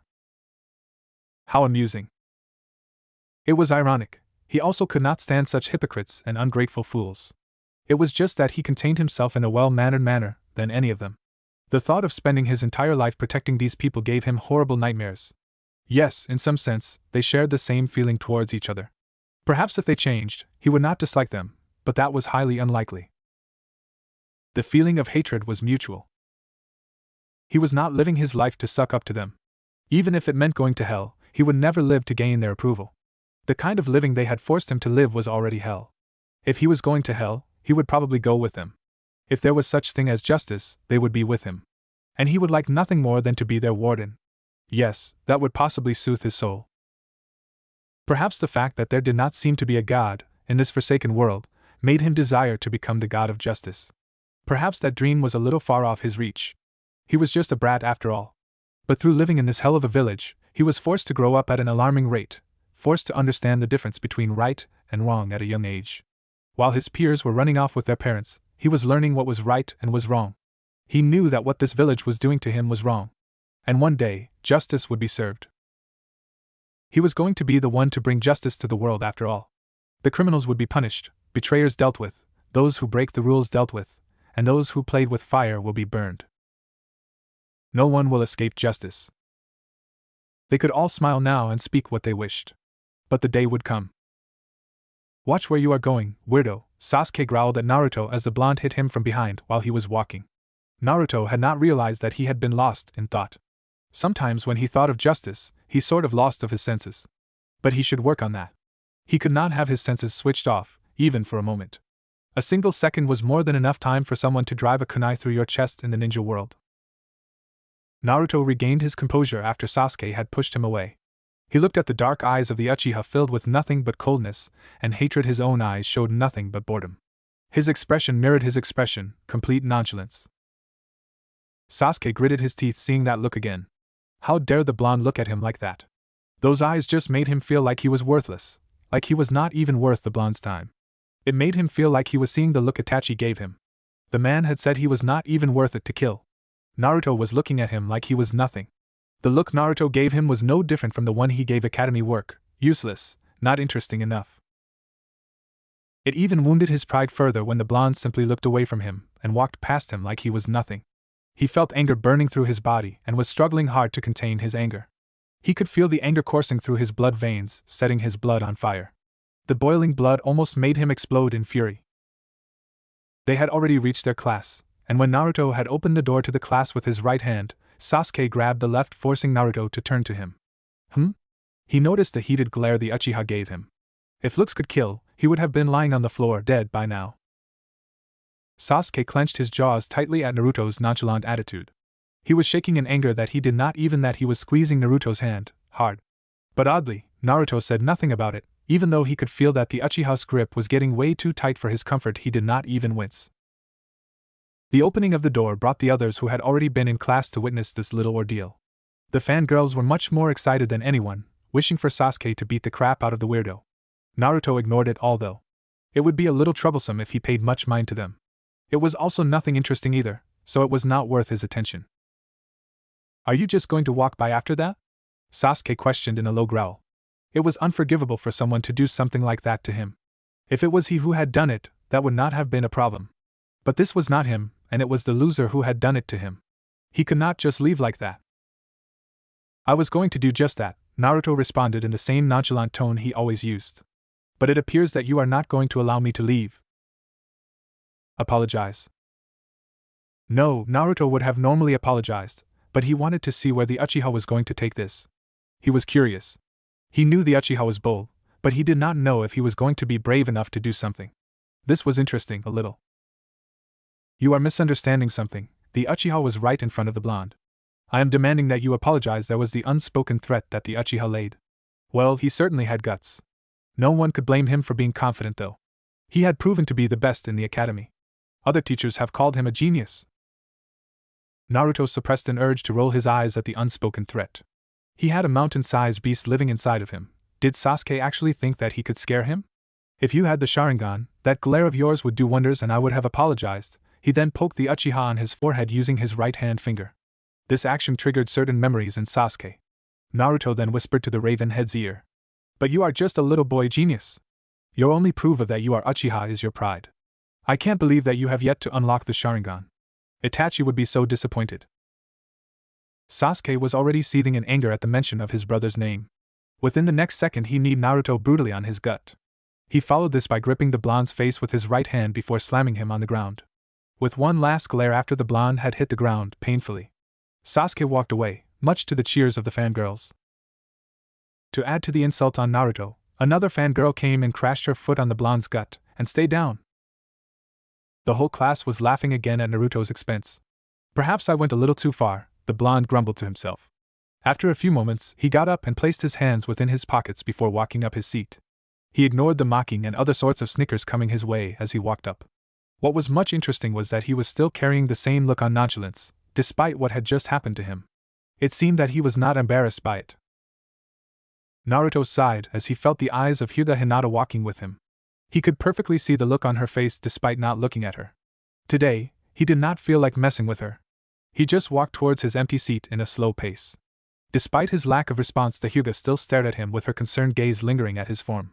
It was surprising that the Hyuga could stare at him with such concern. Most Hyugas were mostly indifferent towards him. But this one was different, and a little creepy. "You are an embarrassment to us men," Kiba said, looking straight at the blonde. "But I did not expect much from the loser. He did not even put up a fight. He just allowed the Uchiha to smack around like a doll. Even he would not allow something like that. This only allowed that bastard of a Uchiha to look even more good." You are a man?" He looked genuinely shocked that Kiba was a man. It seemed that he believed that the Inuzuka was a woman. But Kiba knew that Naruto was just acting. Though, with the look on his face, you could believe that he was being serious. "What is that supposed to mean?" Kiba glared, much to Chuji's amusement. "That was a good one, Naruto," Chuji said, looking at the blonde, drawing a chuckle. It was amusing to see the blonde make fun of Kiba. He did not recall a day where Kiba did not say something that would draw the blonde to mock him. It was no surprise to him that Naruto would allow Sasuke to push him around like that. "I mean, I thought you were something, or an animal. But I did not think that you were a man," Naruto said, in the same bored tone that he had using since speaking with Sasuke. The fact that he was so indifferent about the matter made Kiba a bit angry. "Bastard," Kiba said, landing a punch on Naruto's face. "That should keep you quiet. And now go away." The Inuzuka was aware that Naruto would not return the punch, that is why he hit the blonde. It would have been a bother the blonde returned the attack. Naruto placed his hand on his mouth, where Kiba had hit him. He wiped out bits of blood that was leaking. He suppressed the urge to smile wickedly at seeing his own blood. "You hit like a girl, the Uchiha does it better." Kiba scoffed. "Tell that to your bleeding mouth," the Inuzuka said, before looking away as if dismissing the blonde. It was over, he had nothing more to say. That was the punch line. "I will give this round to you. That should wipe off some dirt on your pride," the blonde said before continuing with his steps towards his seat. It did not take more than 10 steps to get to his seat. "You know, Naruto, you can't always be taking hits like that," Shikamaru said to the blonde. Seriously, the blonde had to fight sometimes. Not that he would do any better if put in the exact position as Naruto, he would have just laid down the ground. Naruto shrugged. "We are still in the academy. My life is not in danger, why bother making the effort to dodge?" "I would understand with Sasuke," Shikamaru said, followed by a yawn. But Kiba? Seriously, with how the blonde teased and mocked the Inuzuka, he would have thought that the blonde would have not given him the chance to give his pride a boost. And he was surely going to brag about it. Naruto shrugged again. "It is better to have him think that he can beat you than think he can't. Prideful fellow don't like competition." "It sounds reasonable when you put it like that," Shikamaru said before going back to his nap. Naruto did not say anything further. He just took out his book and started reading. After a few moments, a happy Irika walked into class with a large smile. The man seemed to be really happy. It was like he had just gotten laid for the first time in years. "Someone is in a good mood," Naruto muttered, looking at the Chunin. He had seen the man looking happy in a few occasions, but he had never seen him so happy like this. "It makes you wonder what got him excited," Shikamaru said, looking down at their teacher. Well, he was not too much interested in hearing what the man was excited about. He just wanted to go home. As he had foreseen, since tomorrow will be graduation, the man was surely going to leave early. If he had gotten things his way, he would not have even bothered to come here. Well, you could not have everything going your way. "Who knows," Naruto said, and then looked through the window, suddenly, no longer interested in what was happening in the class. Nothing much was happening though. "Okay students, settle down," Irika said, trying to get his class in order. Unfortunately, no one was listening to him. The students were busy chatting amongst themselves to even listen to what he was saying. The Chunin sighed. This was a daily occurrence. "Shut up." Complete silence. Irika smiled. "Good," he said. It always worked when he raised his voice that high. Children tend not to listen when you speak to them warmly. Sometimes it appeared that they only listened when forced. As you all know, tomorrow will be your graduation. Your class was supposed to go through the graduation last year, but due to some circumstances, your graduation was pushed to this year. These children were supposed to have graduated last year, but there was some trouble within administration that forced the graduation to be pushed forward. There was also some parents who had complained, saying that their children were too young to graduate from the academy and should spend another year at the academy. It seemed that some parents did not want their children to become shinobi just yet. Of course, parents knew the horrors of being a shinobi, so it was obvious that they did not want to see their children experience such horrors at a young age. There were also some who complained that the education was not enough. But the Sandaime had rebutted all those protests. No one truly knows what happened, but the academy system crashed down, and the administration building was burned down along with many records. Only a few records were recovered. Students were forced to push into this year. The Sandaime had promised to make anyone who might have sabotaged graduation that she would pay. But there was no one who was found to be the culprit. From June last year, until this June, they did that other year the parents pushed for. This worked well for Naruto though. The blonde had started late than his age group. He really should not have been at this class. He should be a year back. But the Sandaime had worked to ensure that Naruto moved with his age group. With the graduation cancelled last year, the blonde was able to join his group age. Tell me it is not going to be pushed forward again, Irika-sensei. As much as I like you, I don't want to spend another year in this place, a student said clearly. The boy did not want to be an academy student anymore. He wanted to become a shinobi and learn all cool stuff. Apparently, even though the parents complained about the education, nothing changed. Me neither. Naruto could also agree. He certainly did not wish for this torture to continue. If he was to be forced to continue with the academy for another year, he would certainly strike. But that would be too troublesome. Perhaps he may just quit becoming a shinobi and run away to some other country in faraway lands. He could just relax, enjoying the peace. No, certainly not. He would never quit the road to becoming a shinobi. Be silent, Irika yelled, as more murmurs broke out. And then there was silence. Your graduation will proceed as planned. Even if another occurrence happens like last year, you will still graduate. Unfortunately, you have become too old to remain in the academy. Your class has to graduate to make room for new students. Phew, well that is a relief. I thought I was going to have to spend another year looking at that bastard, Kiba mumbled to himself. The bastard was obviously Sasuke. But he dare not say it aloud. It was best for his health that he did not. The fangirls would kill him if he did that.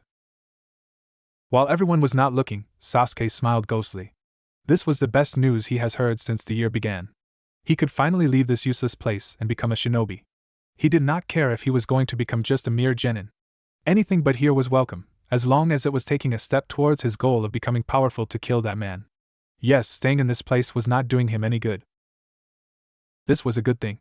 Leaving this place would ensure that he would get a jonin for a sensei. Jonins were strong shinobi. They were the elite aside from Umbu. If he got a really good sensei, he would surely get the power he wanted. He would get the training he wanted. He would finally grow his power. Perhaps he may even awaken his Sharingan. It did not dwell with him knowing that he was an Uchiha without the Sharingan. The thought of it made him bitter. But things were playing well now. Just watch the space, Itachi, the raven-haired thought, a bit darkly as he indulged in thoughts of becoming all too powerful and finally getting his revenge. Yes, he will avenge the Uchiha. And nothing would stop him. You just watch, Nisan. Irika sighed. He had expected them to behave like this knowing that they were going to graduate. Don't worry. You will graduate. In light of this, there will be no classes today. You are given the time to prepare for the exam tomorrow. And the round and another of cheers erupted. Shut up, and then there was silence. If you continue to make such noise, I will change my mind and have Mizuki take you out of the village for survival training. That got them mute. As I was saying. After Irika had finished his little speech, Naruto sighed. He could not believe that he had come here for this. If he had known, he would not have bothered to show his face in this place. I can't believe this, the blonde muttered. Believe it, Shikamaru said. I would have told you before Irika came, but I thought, why not sit this through with you? Naruto ignored those words. I would have been having a nice dream now, the blonde said. He would have been sleeping somewhere in the forest of death. To think that he had wasted time coming here, Irika would not have searched for him knowing that there would not be any classes. But then again, the man would have searched for him and forced him here as punishment for ditching class. Me too, Shikamaru said. That is if his mother did not wake him up. She never did like him oversleeping. But he had worked around that problem. Come on, guys, it is not that bad, Chuji said, with a bit of a smile. He sighed, knowing he would not convince them otherwise. Are you going to be training Shikamaru? I will if I go home. His mother would force him to train in preparation for the exam. He did not want to do any training. He was confident what he could produce at least a minimum of what he had learned in the academy so far. I am going to train with my dad. He said he would teach me a few things, Chuji said, standing up. But before he could say anything further, Kiba showed up. How are we going to kill some time? He asked, thinking that his fellow classmates would be thinking of doing something else other than training. I see you are thinking of leaving me behind, again, Shino said, butting in. It would not be the first time they do something without him. They had left before in this little group, and he was not going to be left behind again. No one is planning anything, Chuji said. Come on, Shikamaru. Let us go. Perhaps we will stop at my family's restaurant to get something to eat. But I am not going with you at your home, Shikamaru said, standing up. He did not want to end up training with Chuji. He would rather go somewhere safe and watch the clouds. You are not going to be doing anything? Kiba questioned. Come on, guys, we have to take this opportunity and use it well. Sorry, but I already have plans with my dad, Chuji said, walking away with Shikamaru. The latter did not even bother to think for an excuse. He just followed his friend silently. Kiba was now left with two weirdos. Before he could say anything, Naruto spoke. You should go home, Kiba. I think Akamaru wants to teach you something. The blonde was already walking away as he spoke. Kiba wanted to retort so badly, but he could not think for anything. So, he settled for this. Looks like it is just me and you, Shino. Naruto saw that Irika had yet to leave. Most of his classmates had already left the class. The man seemed to be busy with his paperwork, so Naruto did not bother to say something. However, Irika had something to say. Naruto, the Chunin called. Yes, Irika-sensei. Naruto stopped his movements, but did not face the Chunin. Do you need help with anything? I mean preparing for tomorrow's exam, Irika clarified. Naruto then turned to face the Chunin. The man seemed to genuinely want to help, he knew that already. He smiled, no, but thank you, Irika-sensei. With that being said, the blonde walked away. That was the most beautiful and honest smile the blonde had given him. It made him happy. Naruto had never even said thank you to him before. But it was not like he had done anything special for the blonde. Each time he tried to help, the blonde always turned him down. Perhaps he was thanking him for the thought. Perhaps the blonde knew that he really wanted to help. Naruto closed the door as he made his way out of the classroom. He needed to kill some time. I wonder what I will do to kill some time, the blonde mumbled as he made his way towards the exit of the academy. He had the whole day to himself. He needed to do something that would keep him captivated, for a little while longer. Perhaps that man will finally show himself before me. It is his presence I felt, the blonde finished in thought. Hokage's office. The Sandaime smiled, seeing the smile Naruto gave Irika. It was a rare smile that the blonde gave every now and then. It was not that the blonde could not smile, he could, but that was just a smile that one did not get to see often. It was a smile that made him think that everything would be alright. There was no devil who could smile like that, right? I have not seen you smile like that in a while, Jiraiya said as he appeared out of nowhere. His appearance nearly gave the Sandaime a heart attack. But then again, I have not seen you in a while. Damn it, Jiraiya. Don't just appear like that, the Sandaime said after his recovery. Seriously, he was not as young as he had been back then. This old body was fragile and could do without some shocks. You are getting old, sensei, Jiraiya said. Certainly, the man would have sensed him before he even appeared in the office. He was called the god of shinobi after all. But he had become old now. He was no longer the same. That, however, did not make him a weak shinobi. It is not a secret, the Sandaime responded mildly. How have you been, my boy? Good, Jiraiya answered. I was wondering when you would finally come back to the village, the Hokage said in a neutral tone, staring deep into the eyes of his former student.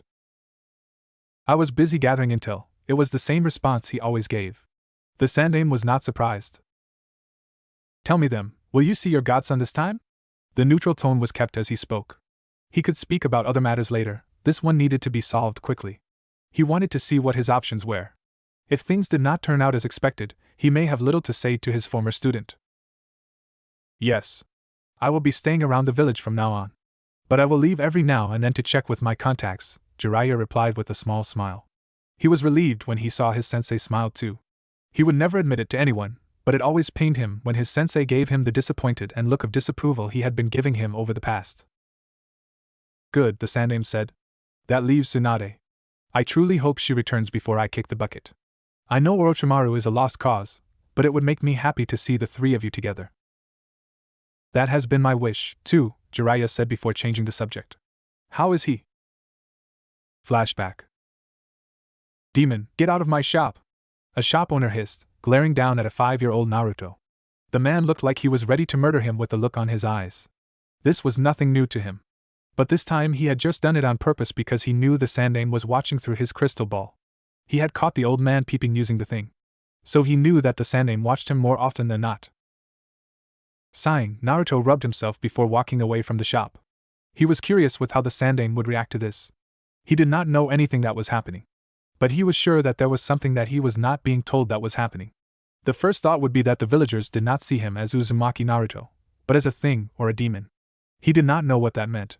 But even since the orphanage, he has been called that. Some even called him monster. It nearly broke his mind to being called with such names, and the amount of hatred the villagers poured out to him. Even when they spoke the names they called him with, it had so much venom that it sent chills down his spine. He did not know much about hatred or anything, but he was certain that the looks the villagers gave him were pure hatred. Thing, demon, and monster, all these names had him curious. Was he really a monster? If things continued like this, he would certainly end up believing that he was indeed a monster, a demon. Everyone looked at him with hatred and some fear. What was it that was feared? Simple, a monster. If these people called him a demon and looked at him with some barely hidden fear, then he was soon going to believe that is a monster. Sometimes even the kind smile of the Sandaime did not do enough to make him smile. By all these names he was called, he knew that there was something that was being hidden from him. He suspected that these people knew what it was, but they would not say what. Perhaps it was why they settled for calling a thing. He had heard something trying to call him something, but those close to them would reprimand saying that the Sandaime had forbid them from saying it. He assumed that there was some punishment to those who said something that was forbidden. It was all given to him that whatever mystery lied behind his fate, the Sandaime knew. Well, saying that meant that it was no longer a mystery, especially when it was obvious that the whole village knew. It was a bit sad though. Everyone else knew something about him, and yet he knew nothing. The whole village was lying to him, including the Sandaime. And he could not figure out what it was that made it so. Well, he was just a 5-year-old brat, what more could he do? He also could not find anything about his parents. Everyone he asked simply said he was the spawn of a demon, while the Sandaime simply said his parents had died the night the Kyuubi attacked the village. Perhaps he was truly a demon spawn. It would explain why they called him a demon, or a monster. More he thought of it, he felt like he would not really cry if it was approved that he was indeed the spawn of village. At least he would know where he from. Their only thing it would prove would be that the villagers were right to call him a demon. But who cared what they thought of him? They weren't his family or anything. As far as he was concerned, he had no family. Wasn't it reasonable that he be proud of who he was then cry about it? If he was a demon, then he was a demon. There was nothing to cry about. If a demon was to come here and sneer at the villagers calling them humans, would they be angry about it? Certainly not. Why? Simple, because they were humans. Even a demon would not cry if humans called it a demon. That is, unless it was trying to fit in with the humans. Then perhaps it would pain it. He had seen it, ever since his mind could process things clearly. He had been trying to fit in into this world. But nothing was happening. He was only seeing rejection. No one wanted him. Perhaps he never truly belonged with the humans after all. Well, until everything could come out as clear, he decided to spend some time at the Forest of Death. He knew his way around the place. It was at least safe from the village. There was nothing that always glared at him in the forest. Mostly the animals just left him alone, and some tried to eat him. But who cared? If he died, no one would cry for him. He had no family. Being killed by animals would be a suitable death for a demon, right? He had read a book that said that demons were higher beings to humans. Would it not be an insult for a demon to be killed by a lowly human? Ouch! Naruto grunted as he hit the fence into the Forest of Death. This was not the first time he hit the fence. Perhaps it was because he was always lost in thoughts when he came to this place. Yap, this was going to drive him insane. And he was just turned 5 years old about a week ago. Other kids were probably laughing with their parents. It did not take long for him to reach his tree of comfort. He did not feel like climbing, so he settled for sitting down. He leaned against the tree's trunk, his knees clutched against his chest. Yes, this was a place of comfort. At least what is what he called it anyway. Like what he did always, he drifted off to sleep. He was alarmed when he felt something move close to him. His head snapped in all directions, until his blurry eyes laid on something. Hey, are you my dad? Perhaps it was because he had been asleep a few seconds ago, or he had been asking the question in a dream. He had been whatever. Whatever that was in front of him merely looked amused. He did not see anything further as darkness consumed him again. A little while later. He is waking up, Naruto heard as he finally regained his consciousness. He heard footsteps coming towards his way. They felt really slow. Child, an old voice, devoid of any emotion called. Naruto was forced to wake up. The first thing he saw was an old man, really old man. His hair was white, long, and the thing that made him stiffen was those bloody red eyes. Where am I? He finally asked, mustering some courage to speak. That should be the least of your worries, the old man said, looking at Naruto carefully. He did not seem to be very fearful like he would have expected. Looking at those blue eyes, he realized something. You are not afraid of death. Naruto looked away from the old man. I don't really have anything to live for. Death is acceptable to me. At least I will escape this hell of a reality. But I did want to know who or what I am before dying. Kids were supposed to get their wishes, but it appeared that even the wish granters had denied him. I see, the old man said, looking to be in thought. What really interested him was that Naruto was tired of this reality, even though he was just 5 years old. It was not something that he thought he would ever see, a 5-year-old who was not afraid of death, and hated this reality. This worked perfectly for him. Who are you? Uchiha Madara. There was some pride and aura that was said with that introduction. Naruto could see that the old man was looking at him expectantly. You don't know me, do you? No, Naruto said, shaking his head. I am the legendary Uchiha Madara, and co-founder of Kono. Naruto interrupted, smiling. I am just messing with you. I have heard of the name before. Old people are really easy to trick, especially when you know how to sell the act. He released a soft chuckle. Shouldn't you be dead or something? Well, I am just a 5-year-old, what do I know? But you really do look old. Can you even stand for 2 minutes without taking a break? Madara looked anything but amused. He turned around. I have no doubt he has Uzumaki blood in him. But he will need some modifications. I cannot handle a brat like that without snapping his neck. Get everything ready. Hi. Can I go? The Sandaime is probably worried about me. Flashback end. So, the man has decided to watch me from afar, Naruto thought as he walked towards Ichiroku Ramen in a slow pace he had been using most often these days. Jiraiya of the Sannin was back in Konoha. He last saw the man when he was only 9 years old. The man had then disappeared from the village without a trace. He had watched him last time for a few moments before going. He had been able to pick out the man's presence back then. Perhaps it was because the man thought he was just a little brat. He had yet to attend the academy at that time. He only started the damn thing when he was 10. He had now returned. Of course he knew that the man had prized his father before anything back then.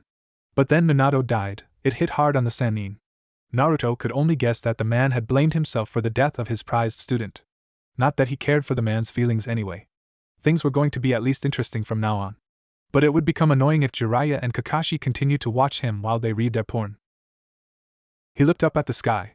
It was getting dark and soon he would have to retreat to his cave. But he had to get some ramen first. He did not get any yesterday. The Ikarakas would certainly worry if he did not drop by to see them or eat for 2 days straight. It was better to erase all their worries. When is this going to become interesting? The kid has not done anything since I started checking up on him. How can anyone observe him for the whole day if all he does is lie around reading that black book? Jiraiya all but whined as he watched Naruto from afar with Kakashi. Some days he does do some interesting things, Kakashi responded, looking up from his book. I have yet to discover all his hobbies since I don't watch him all the time, but I can say for certain that he does do some interesting things, some of which could be considered dangerous and life-threatening. But he was not going to tell Jiraiya what Naruto does in the Forest of Death. I doubt he does anything, Jiraiya paused. He does seem lonely though. Does he have any friends? Kakashi shook his head. He does have a good relationship with Shikamaru and Chuji. And Kiba, from the Inuzuka clan, but this one is complicated since Naruto sort of bullies the boy. With Chuji and Shikamaru I can say that he has never called either of them friends, nor do they call him a friend. They all seem to see him as a classmate more than anything. Jiraiya sighed. This is unexpected. I thought he would have made some friends at this age. How does he hold up with being alone? His sensei had already told him some things, but he wanted to hear some from Kakashi's mouth. He seems content with spending his time alone. That is not healthy, Jiraiya muttered. I will have to change that. When are you going to introduce yourself to him anyway? Kakashi asked, watching the Toad Sage with a critical eye. He was curious to find an answer as it seemed that the man had come back to shoulder his responsibility. Soon. I need to know everything that I can about him. But I don't think I will tell him the truth though, not until after I have assessed his mental capacity. Kakashi nodded. He did wonder when soon will be though. Later, Naruto's apartment. I am coming, Naruto said as he went towards his door. Someone was knocking and he already knew who it was. What are you doing here at this time, I am? He asked, allowing the older girl to enter his humble cave. He noticed that she was wearing a long gown, but said nothing about it. I wanted to apologize for the other night. I have never gotten the chance to say I was sorry. Her cheeks gained a pink tint as she spoke these words. Naruto's expression of nonchalance was now a memory. He looked a bit off. It is okay. Things like that happen. Not really. But he wanted it to get it over with. What had happened is that Naruto had ditched class and so Irika had gone to the Ikarakas to see if they had seen him, but they had not. Ayam had started to look for him with Irika since she did not like it when he ditched class. She came here while Irika went elsewhere. Let us say that Naruto placed something on himself that shut off his senses. He was tired of having to know that someone was coming after him.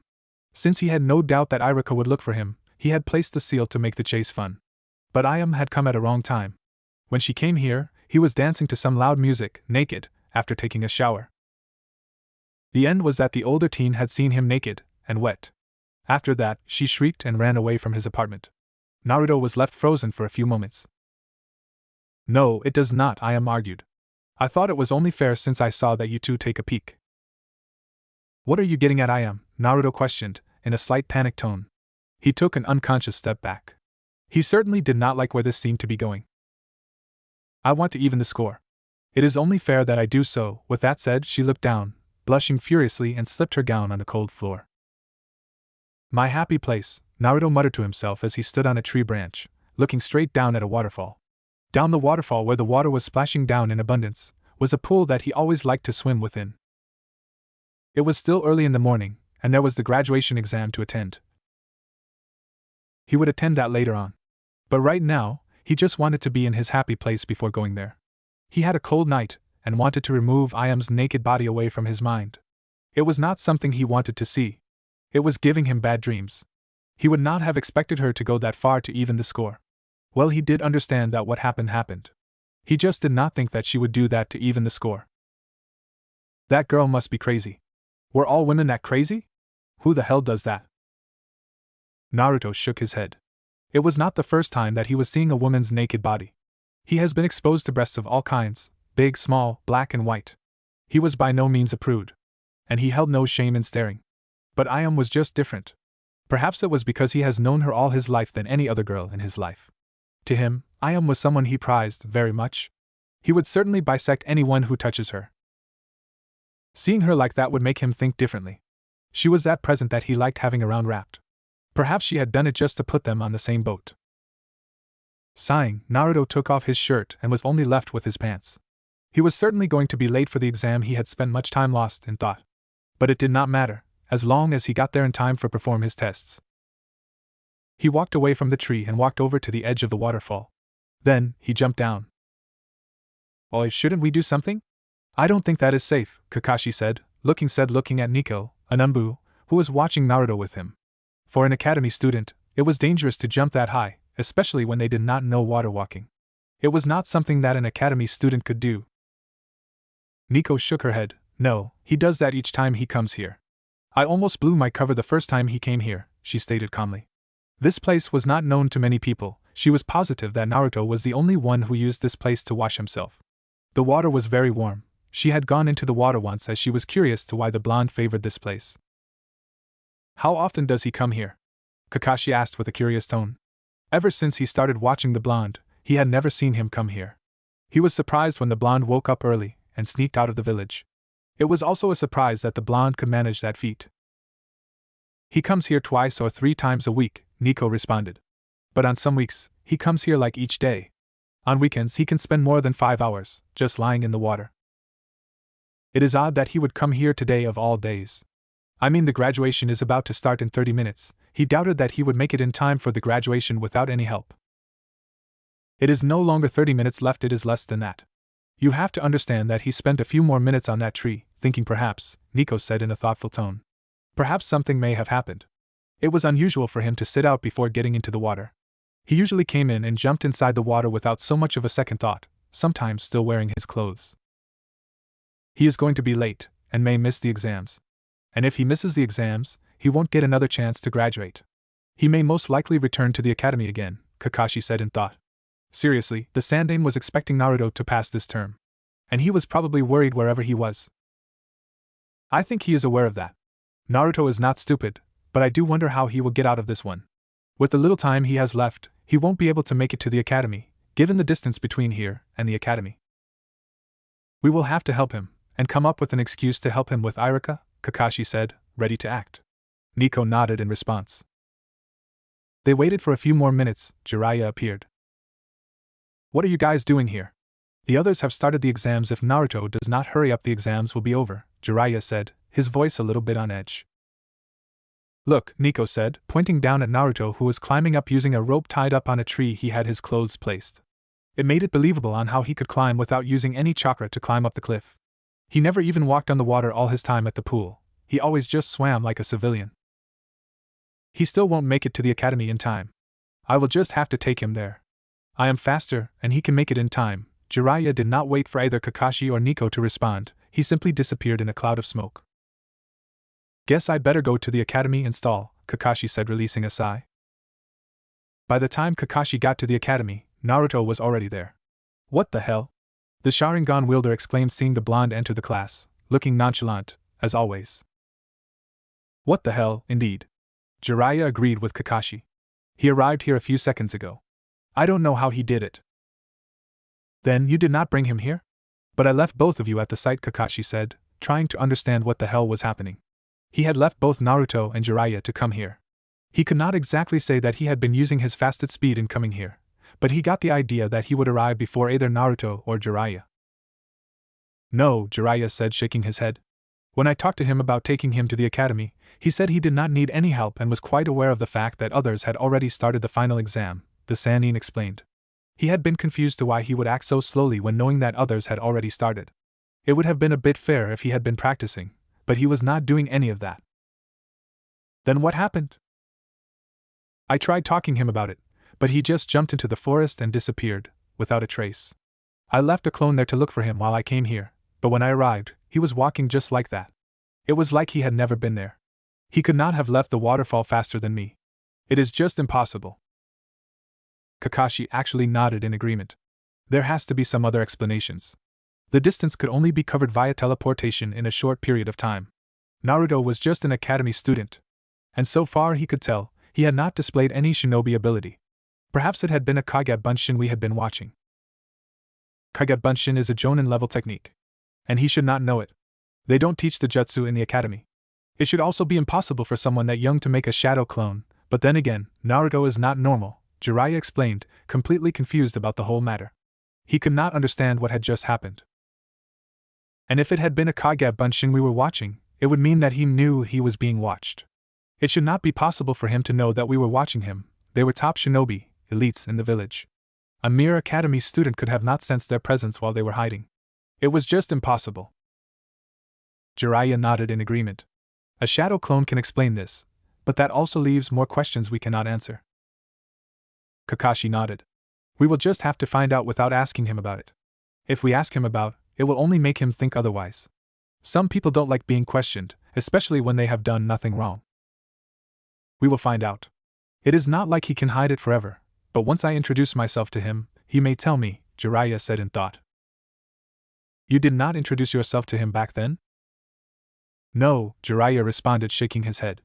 It was not the right time. I was most focused on getting him to the exams. I just told him that I had been sent by the Sandaime. I will introduce myself in the right moment, soon. In class? I almost thought you were not going to show up, Shikamaru said, looking at the blonde seated behind him. Others had already made their turns in participation of the exam, and have already been given their headbands. He knew for certain that Naruto did not want to return to this place again. I wanted to make a dramatic entrance, Naruto responded calmly. It would have been better if I had arrived after everyone had taken their turns. Since when are you into something so troublesome? Shikamaru asked with a raised brow. Really, Naruto avoided everything that was troublesome, that is unless it was interesting enough for him. If he found interest in something, then he would not mind indulging in it. But if it was only troublesome, he would avoid it unless forced. Since I woke, Naruto responded with a nonchalant shrug of his shoulder. Shikamaru did not bother to question about it. Naruto would not tell if he did not want. But if he wanted to tell him anything, he would fill him in all the details. He had caught that dismissive tone covered in indifference Naruto used when did not want to get into a topic. I doubt you would have been at your apartment while we started. Nah, that would be stupid. I have no doubt that the Sandaime would have someone drag me here, even in my birthday suite. I was at my happy place, Naruto responded, turning to face the window. He was losing interest in the current conversation. Shikamaru nodded. Just in case you think of asking, I have already taken my turn, the Nara said before slumping down on his desk. Since he had already passed the damn troublesome exam, he had already graduated. He was not going to see how others did. He had already foreseen how already would do after all. That must mean you have also done your part, Chuji, Naruto said, never looking at the Akimichi as he spoke. His eyes were still looking through the window. It was as if there was something interesting going on outside the walls of the academy that he was busy watching. Yeah, Chuji responded and then raised his forehead protector for Naruto to see. While he knew that the blonde was not looking at him directly, he knew that he could see him through the reflection of the window. Most have graduated. You should be next soon. Naruto nodded, but said nothing further. There was nothing else to say. The day had started so well.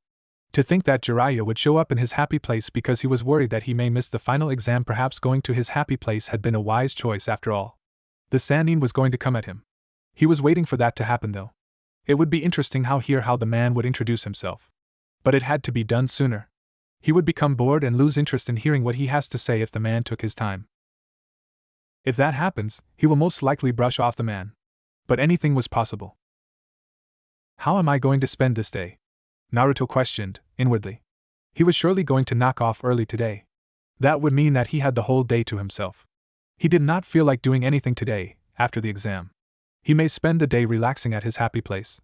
I wish Aika was home. Uzumaki Naruto, Irika called, smiling. He knew Naruto would pass this exam. The requirements for passing the exam had never been a problem for the blonde. He had never struggled with creating normal bunshins, henge or kawarimi. While he has awful theory scores, this was something he did perfectly. But with regards to theory, it was just for the lack of trying. The blonde never really tried to perform better. He did not know much about any other skills, in terms of taijutsu and kunai throwing. He had never actually seen Naruto fight, even with the basic taijutsu they taught at the academy. The blonde always played Shikamaru when he had to demonstrate, or he could just ditch class. No, that was not right. He had demonstrated some stances alone. If Irika could remember it well, he did the stances. His best was okay. His kunai throwing skills were okay. He always got 1 out of 2 or none at all. But that was just for the lack of trying also. Even with all that, he had no doubt that the blonde was going to pass. With the way things started this year, he was positive that Naruto would do anything that would get him out of this prison, as he called it. The blonde had lost interest in everything they taught here within his first week of attending. He had yet to teach the blonde then, but he knew since their other teachers talked much about him when they met. One thing was that they never bothered with the blonde. Since Naruto showed no interest in anything they taught, they liked it since they were not even thinking of teaching him anyway. They just ignored him like he was not there. In everything that they did, Naruto was never included. Naruto could even ditch classes for a whole week and no one would care enough to check on him. They were probably wishing that he never comes when he did those kinds of things. What made it worse was that Naruto was just indifferent towards the whole thing. It was like he did not give a damn about it. It would be a lie if he thought that he did not feel animosity towards the blonde the first time he saw him. But he realized that Naruto was just a child. Perhaps his lack of interest in anything had been forced because when he liked something he would be denied of it. That could have led him to lose interest in anything because he knew it would never work out. If he had tried to study when he was still being taught by haters, he would have failed anyway, since they would screw him over. Things were going to change after today, though. Perhaps when he sees the ninja world, he may become lively again.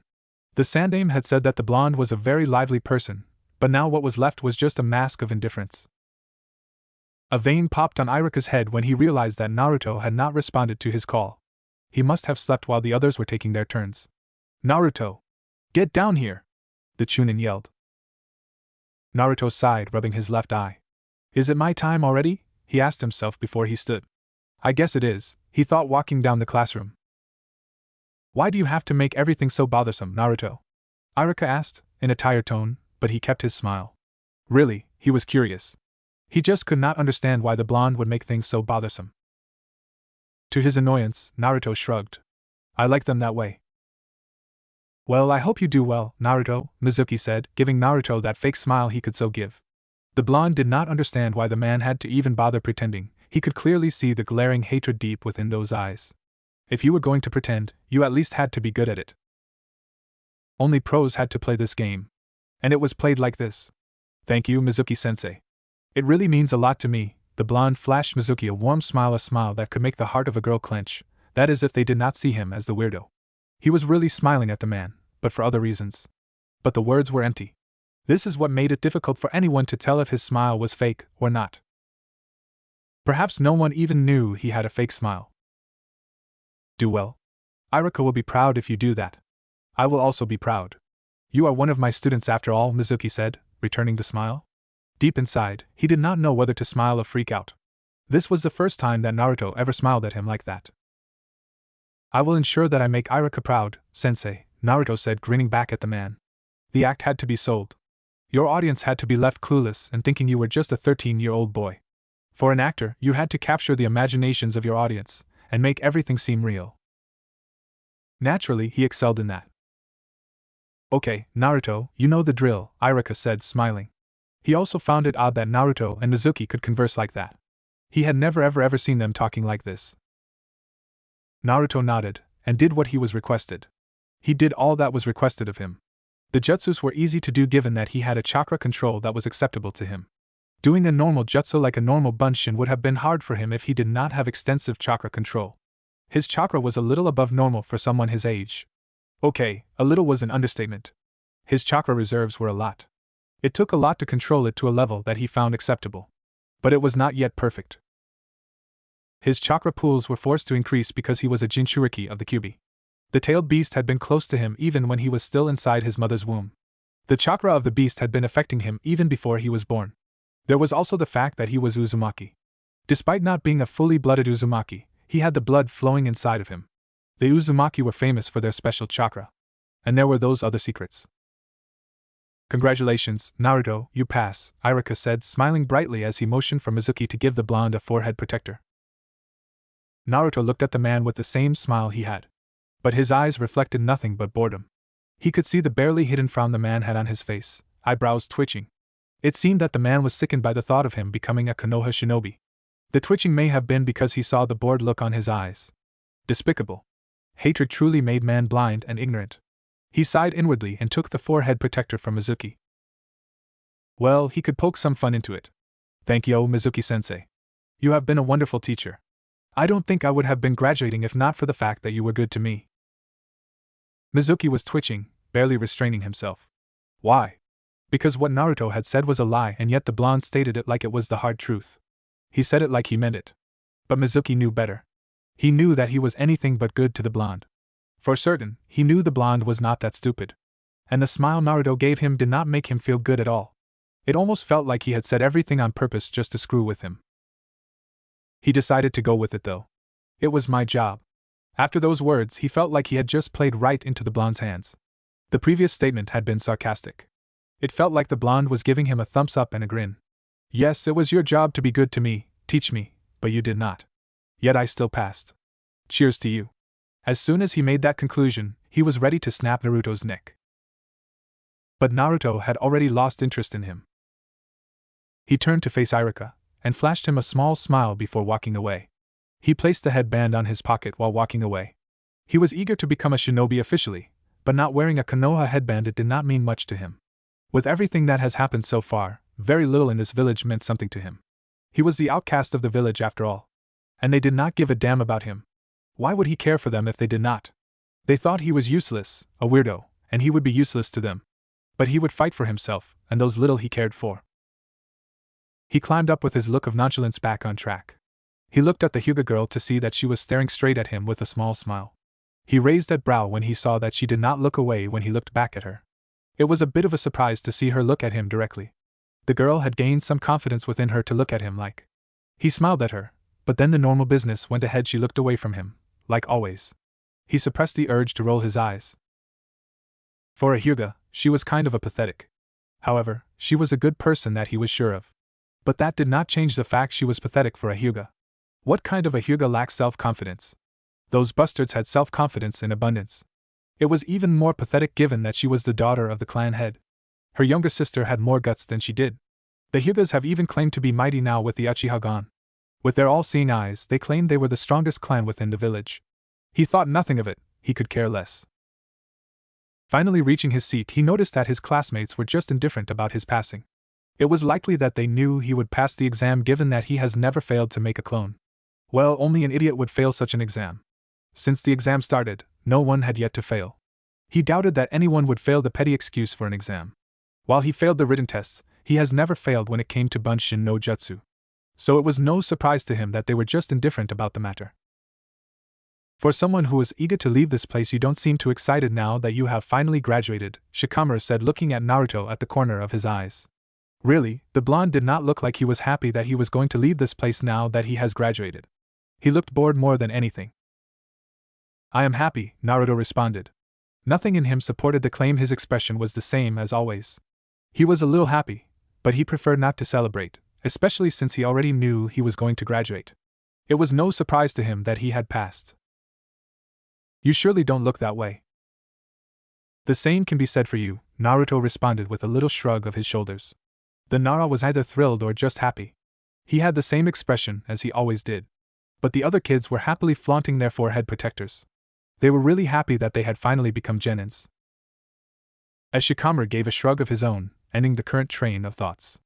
Who do you think will be your teammates? He could only guess who his teammates were going to be. But he was not sure about anything. Shikamaru said nothing for a moment, waiting for Naruto. He knew the blonde was aware of what he was talking about. I have not thought of that. I don't particularly care who is placed on the same team with me. As long as they are not annoying, it would be suffocating if he ended up with annoying teammates. But he would only be genin for a short period of time, if things go as planned. The Nara nodded. I just hope that I am not placed in the same team with you. My life would be hell if I ended up with you in a team. With Naruto, things would only become bothersome. He would rather avoid those. However, sometimes it could not be said for Naruto. The blonde indulged in bothersome tasks, as long as they were interesting enough for him. I can say the same thing, Naruto said, turning his face into the window. I want things to be a little interesting to entertain and keep me busy. With you there is no entertainment, but boredom. Shikamaru shrugged.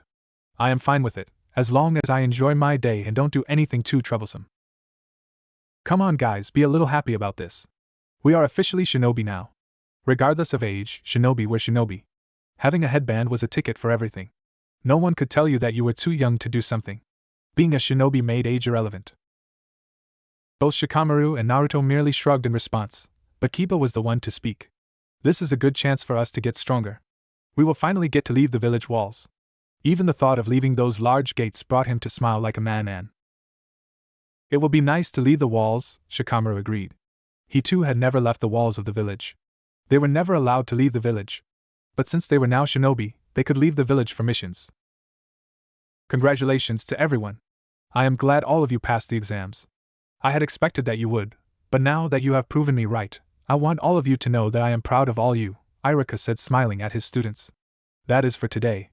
Return in 3 days at 8 to find out which team you will be assigned in. Later.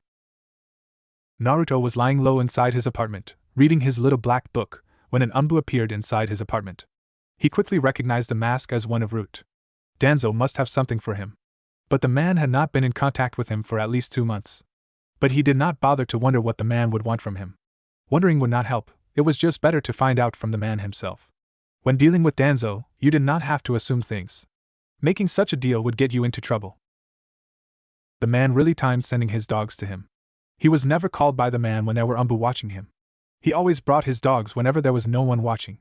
The man probably knew when Umbu took turns and shifts in watching him. He was knowledgeable in almost everything that went about inside the village walls after all. The man had spies everywhere, and his eyes were watching everything. Jiraiya and Kakashi had stopped watching him about an hour ago when they realized that he was not going to do anything.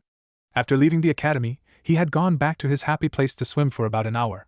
When he was done with that, he came back here and settled down. It would certainly be annoying to anyone to watch a 13-year-old read a book all day long. What do you want? Naruto asked, just for the sake of asking. The man probably did not know anything. Danzo was quite tight-lipped when it came to his business. He was also not too trusting, even to his Root, who worshipped him. But there were a few who he trusted completely, that is if the man can do that. Danzo-sama wishes to speak with you, the root umbu gave the blonde a flat response. He was only told to tell the blonde that he was wanted. There were no questions asked when it came to tasks assigned by Danzo. Fine, disappear.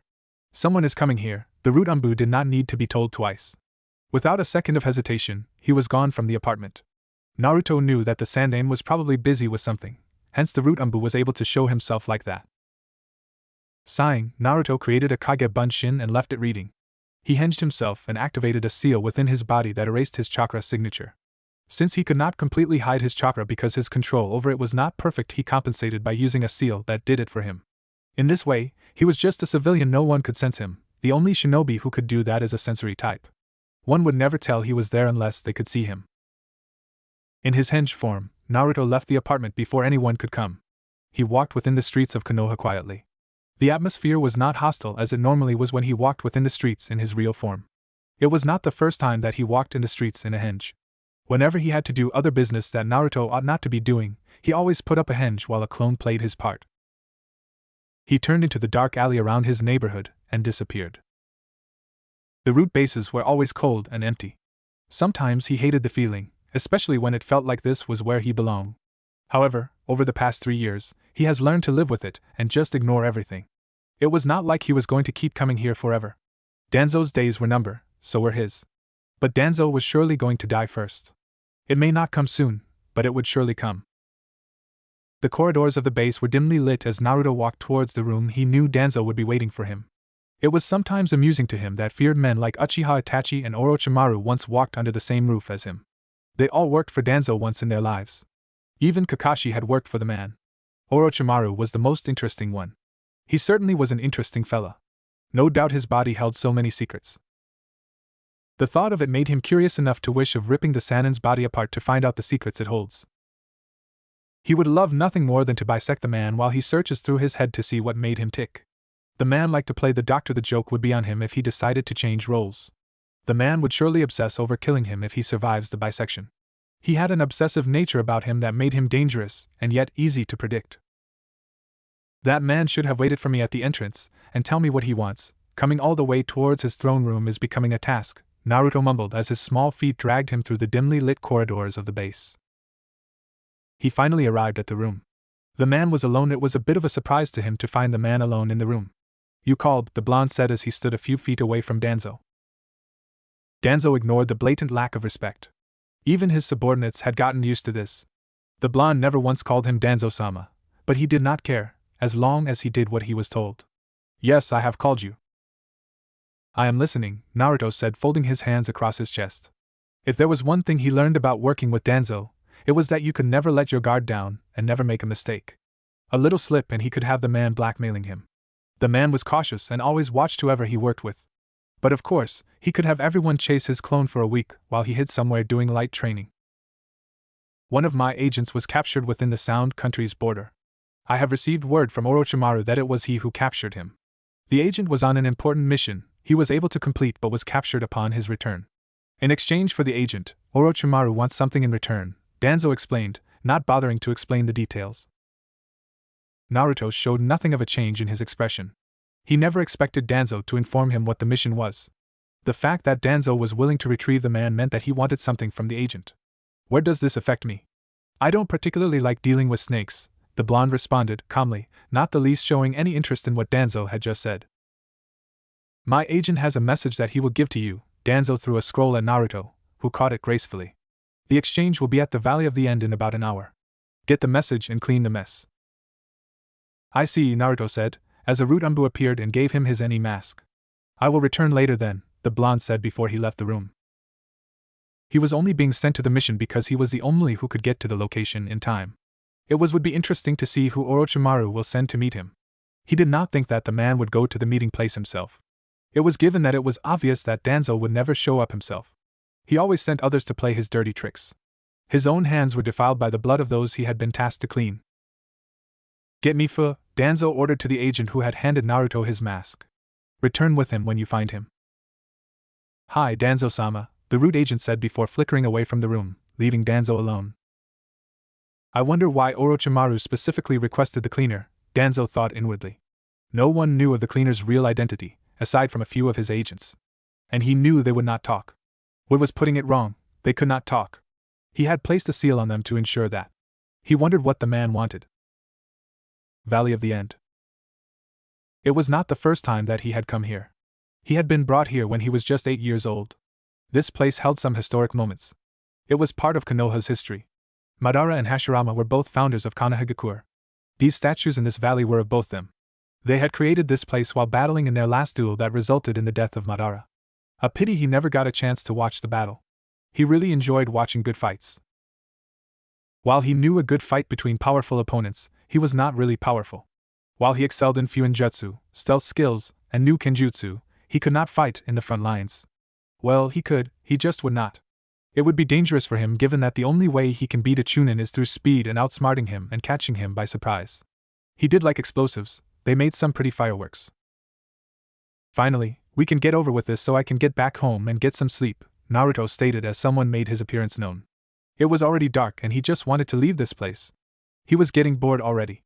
Especially when he was not usually this kind of mission. While sometimes he usually silenced Rudambu, this was not his usual kind of mission. He was no delivery boy. A little impatient, are we? Kabuto stated, looking straight at the masked young fellow before him. He tried to see who it might be behind the mask, but there was nothing, not even a trace of chakra. The chakra signature was completely hidden. If it was not that he could see the person, he would not know he was there. It was kind of creepy, and a little unnerving. He had never known anyone who could hide his or chakra signature completely. While it was possible, no shinobi has ever achieved it. Patience is not the matter, Yakushi, Naruto stated in an unfamiliar voice. You once worked with Danzo. You know that he likes things done in time. But Kabuto was supposed to have been killed long ago when Danzo feared that he was becoming too powerful. But the cleanup was not a success. Kabuto merely smiled, not that Naruto could see it with all the darkness.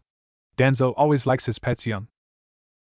I really have no time to indulge in such trivial matters, Yakushi, Naruto stated, walking closer to Kabuto. Make him appear so we can get this over with. He was talking about the root agent that has been captured.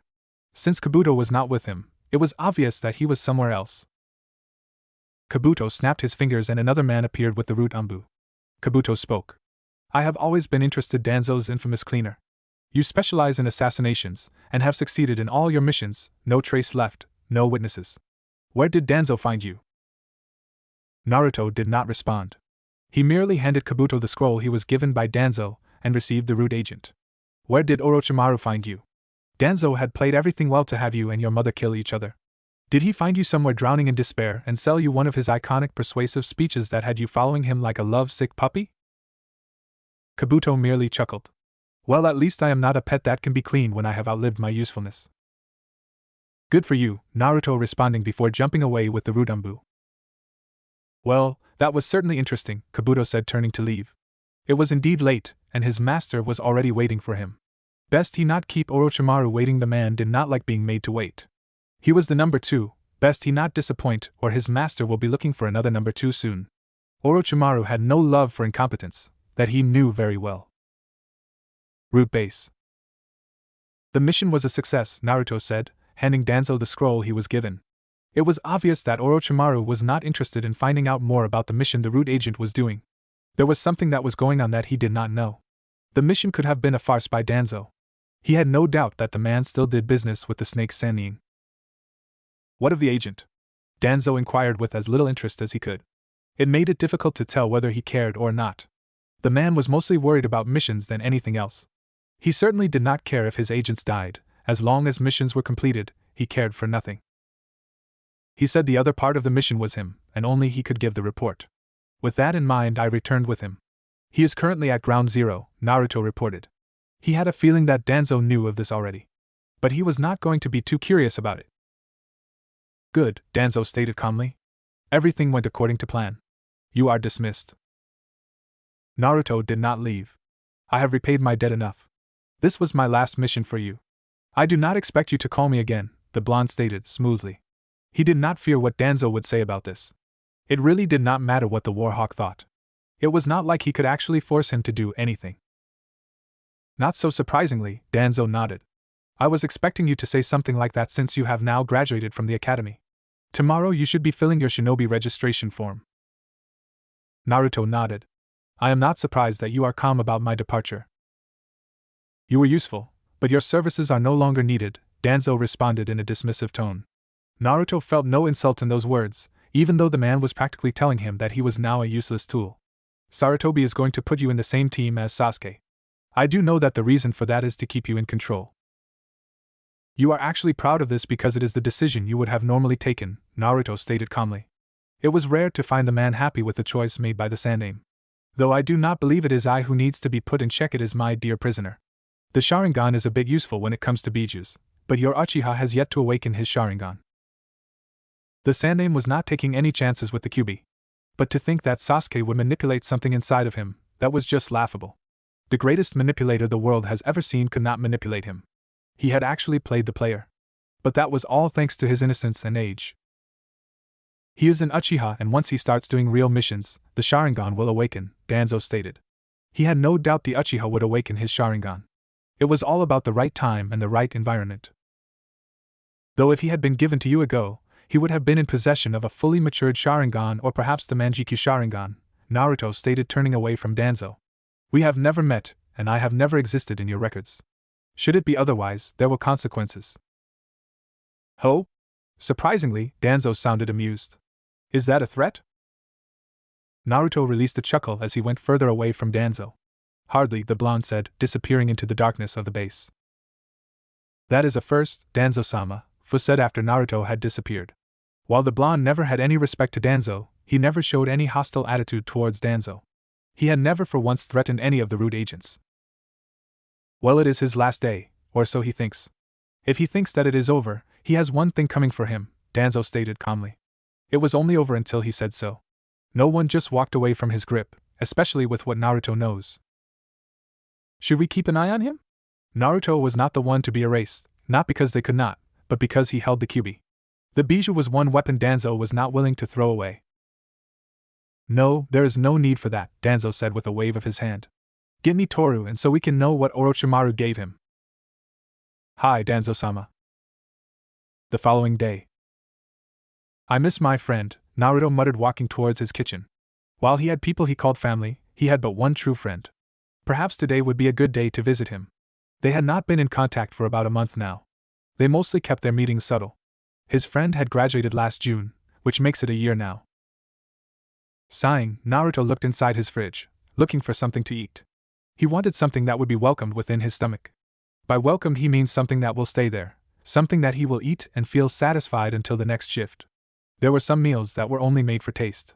He only ate such meals when he was overjoyed and when he wanted to starve himself. He made himself some black tea and settled down on his dining table. It was always like this every morning. He always ate his meals alone, that is if Aika was not present. He never had any visitor inside his apartment. Now that he thought of it, the only people who have ever been into his apartment were Aika and the Sandaime, aside from Root and the normal Anbu. Only Shikamaru, Chuji and Shino knew where he lived. He had not shown Shino where he lived, but the Aburame had a tendency of sending his flies to his academy classmates. When he had found out this, he was able to scare them away from him. It was enough that the Sandaime always watched him with his crystal ball, and added to that, there were Anbu would watch him most of the days.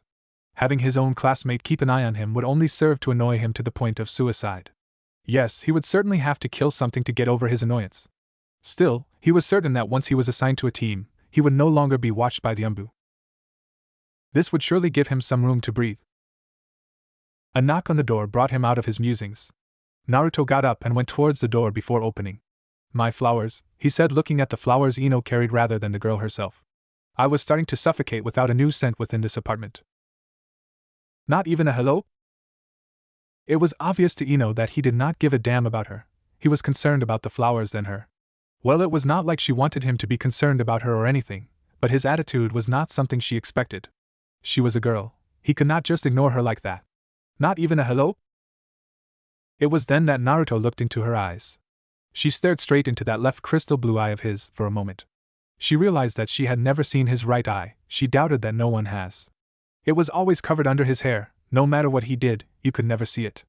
It was like his hair was glued to his face. She was a bit annoyed when she saw that deep inside the eye was nothing but boredom. Naruto did not say a word for a moment. Take off your shoes and close the door behind you, he stated, in a tone that left no room for anything else. It was tone that told you to do it or otherwise. But he was not just speaking to anyone, he was speaking to Yamanaka Ino, and no one bossed her around. Excuse me? Take off your shoes and close the door behind you, Naruto repeated the same words and in the same tone. It was like he was a record that was put on a repeat. He had just said it exactly he did at first. Who do you think you are to boss me around? Ino questioned, glaring at the back of the blonde as he was already walking away from her. The nerve of the guy. He was walking away from her just like that, and he expected her to do as he commanded.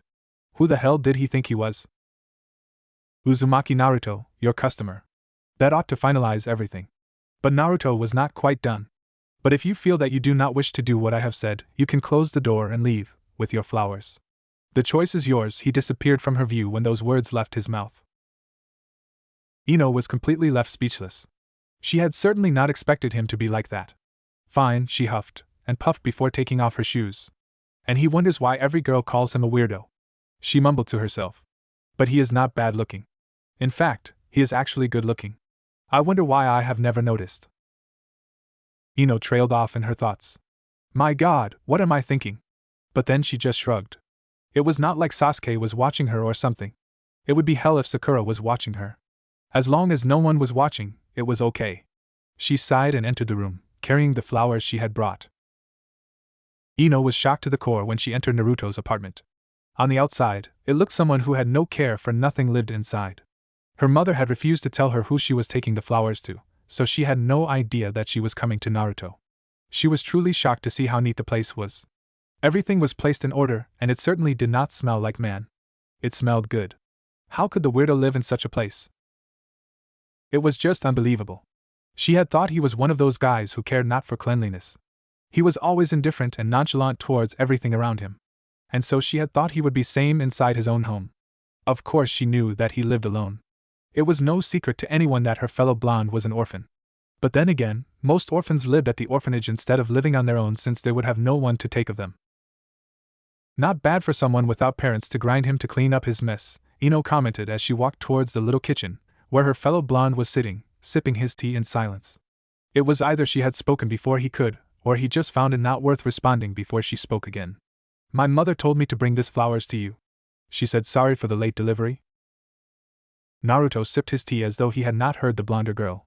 When she was about to explode, he spoke in a smooth tone, bordering nonchalance. I see, I have been waiting for a few days now. Ino was now becoming irritated with his attitude. He spoke like he was not even speaking to her. He was focused on his tea, not on her. No wonder the girls dislike you. You are frustrating. This seemed to catch his attention. He placed his cup down, tilted his head a little and stared at her. What girls? He paused for a moment. You mean those annoying breastless fangirls? I certainly would not want to be liked by either of them. Who cares for a girl without breasts? Certainly not me. But you on the other have a package, but you are just like them, the difference is that you have breasts, Naruto responded, giving Ino a charming smile that almost melted her if she was not insulted. I am not annoying. He had put her in the same class as the rest of the fangirls. That did not make her feel good at all. How loud. No wonder no other boy shows interest in you girls. Your very voice is enough to give me a headache, Naruto said, walking away from the girl, with his flower. If you say more, I swear I will pound you until I knock each your teeth out, all of them, Ino spoke in a very dangerous low tone. Naruto turned to look at her with a raised brow. Feisty little Tang, he muttered quietly. But did not say anything to infuriate the girl. He certainly did not want to get into a meaningless argument. Stay still, I am going to get your money, he said, walking past the girl towards his room. A few moments later he returned.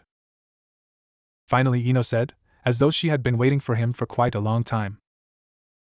I am running low on cash. If I continue to spend more, I won't have any money to pay for my rent, and the landlord is not very nice to those who don't pay, Naruto mumbled, looking at his wallet. Well, he was going to become a shinobi soon. He would get some increase in allowance, and he will be able to pay up what needs to be paid. But it was not that he had no other stash of cash he was not supposed to have. The money that was running out was the one he was supposed to have in his wallet. You pay your own rent? Ino asked, looking surprised. She had no idea that he had to worry about his own rent. So that is why Mom told me to tell you to come and help out at the garden, if you wanted. I think I will pass on that, Naruto said, walking closer to Ino, very close. He stopped just inches from her. He placed his hand on her cheek and felt her tense under his touch. He gave her a smile. You know, there are other ways I can pay for the flowers, he whispered into her ear in a sly tone, full of other intentions. Pervert! Ino shrieked and pushed him away from her. Her cheeks were shaded pink, which was obvious that the Yamanaka had allowed her thoughts to wander on the implications of his words. You are blushing, Naruto stated, smiling. No, I'm not. You are seeing things. Ino denied the claim, putting both her hands on her cheeks. She could not believe that the weirdo had actually put her in this position. He had made her blush. This was something that even in her worst nightmare never happened, not even if Sasuke was dead. Naruto shook his head, never losing his smile. You have a wild imagination, Ino. You were already thinking about reaching the seventh heaven with me. And no, I wasn't. She denied his claim, this time stuttering. She finally regained her coolness and held out her right hand. Naruto handed her the pay. If you tell anyone about this, I will deny it and kill you. Naruto smiled. I won't tell a soul that you are a naughty girl. Perhaps I might tell Sasuke since he obviously has no soul. But then again, he might not care since he is somewhat a homo, the blonde stated, quietly, but Ino heard him clearly. Ino glared at him. Don't talk about Sasuke like that. You know nothing about him. She spun around and left him without another word. It was obvious that she did not like the comment about her Sasuke-kun. Neither of the fangirls appreciated it when someone spoke things about Sasuke that they did not like. What a dramatic turn of events, he almost laughed. If someone told me that brooding Sharinganless Uchiha had placed a loyalty seal on these foolish girls, I would certainly not find it hard to believe, he mumbled as he went back to his seat to continue with his meal. As soon as the inevitable banging of the door occurred, Naruto's smile disappeared and was replaced by a look of indifference. Now how am I going to kill time before I see the Sandaime? Flashback. Naruto sighed as he looked his hands. His body has gone through pain that had never thought he would ever experience in his life. He was sure that if he was not a Jinchuriki, he would have been died by now due to the pain being inflicted to his body. It was like he'd been put through a torture session by Orochimaru and Ibiki. However, even with all this pain, even with all the bisection, his skin never looked like it had gone through any of that. He would have to thank the Kyuubi on that. Despite everything that happened to his body, how many wounds and gashes he received, the Bijou kept healing him. His muscles kept regenerating. It was like he was an immortal. However, he acknowledged that if things continued like this would shorten his lifespan considerably. The sick sadist doing all this didn't seem to care about that even if he acknowledged the fact. He was, however, grateful that his Uzumaki DNA had brought him a strong life force. At least everything has now stopped. He was free from pain. However, this time, unlike the previous times, he was left with a scar across his back. The Kyuubi had been unable to regenerate everything back to places. He would have to hide it via genjutsu. He was no good in it now, but he would have to learn. You won't return to Konoha for 3 months. Send that blood clone I helped you create back to the village. You need to condition your body to adapt to the modifications, Madara stated as he appeared before Naruto. Hi, Madara-sama, Naruto responded in a calm, emotionless tone. He was no longer smiling. Each time he smiled, this man would tell him to wipe the smile off his face because there was nothing to smile about. Follow me, Madara said as he turned his heels and away from the blonde. Hi, Naruto winced as he got out of bed. His body was still hurting, but he'd gotten used to pain. It did not hurt as much now. He got out and followed Madara into the dark passages of the hideout. Madara finally entered another room, before settling down on his large seat. Due to his age, frailness of his body, he couldn't afford to stand for too long. Settle down, this will take some time. Naruto did as instructed and sat down on the ground. He looked back at Madara and spoke. What is it that you wish to speak with me, Madara-sama? Project Tsuki no Mi, Madara stated calmly. Black Zetsu has already told you everything about it. What he didn't inform you was that the plan has already started, and you will be working with other people. Naruto nodded and took out his little black book. Madara didn't react to this. The last time he peeked on it, its pages were just empty, and the blonde only said there were just records. But he never explained to him what anything about it. I picked up on that. Zetsu stated that there was someone you trained and was currently going by your name. There is also someone else who has your eyes. I don't know who, but I do know that they are not in possession of your other student. Naruto explained, looking into his book. This has led me to believe that the other student and the one with your eyes have already started working on Tsuki no Mi.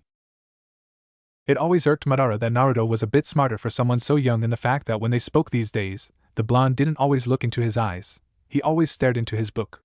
He could even flip a page while he was talking, but he never missed anything he said. It was fine anyhow, he still had a few years to manipulate the boy. My other student, as you say, is Uchiha Obito. I found him dying during the Third Shinobi World War. I rescued him there and brought him here. He wished to return to his home to continue his life, but along the way he saw that this reality was cruel and would never change, and so he returned to me. Naruto was quiet for a few moments. He flipped a page before responding.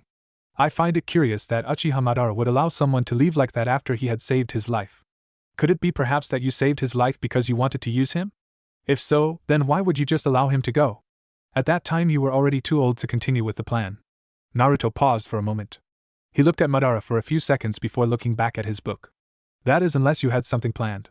Since no doubt you had failed to convince him about the flawed shinobi world, which would explain why he chose to return home, another way to convince him otherwise was probably used. The fact that the boy already knew him in and out brought so many questions to him. Naruto was very different from Obito. However, he decided not to comment on what the blonde was speculating. My other student is Uzumaki Nagato. He is older than Obito and he is the one who has my eyes. There are still Uzumaki around this world. I thought every one of them would be dead, Naruto stated. He didn't even sound a bit happy about the fact that there were survivors from his mother's clan. When Uzushiogakure was destroyed, a few survivors scattered around the world. However, most of them are dead. Nagato's parents are also dead. They were killed during the Second Shinobi World War when he was still younger, Madara explained calmly. I see, Naruto paused before closing his book. Uzumaki are related to Senju. This makes Nagato a good candidate to wield the Rinnegan without any drawbacks. What is the deal between Obito and Nagato then? Obito knows everything, Madara responded. About the plan, Naruto finished. This means not everything else. But Nagato was left in the dark. Yes, that is what is important, Madara stated. How do I fit in this picture then? Obito is an Uchiha and Nagato has the Rinnegan. They should be able to fulfill this plan without any troubles. If Obito is trained by you, then he should know how to manipulate people. Naruto paused for a moment, realizing something. Nagato was not trained by Madara. This means the manipulator between the pair would be Obito. Obito, he said, leaving for Madara to figure out the rest. He is too emotional and I believe he will betray me. I cannot deny that he is smart, but his mental stability makes him dangerous to leave unchecked. There are no problems with Nagato, he can be easily manipulated. Obito has already done that, Madara stated.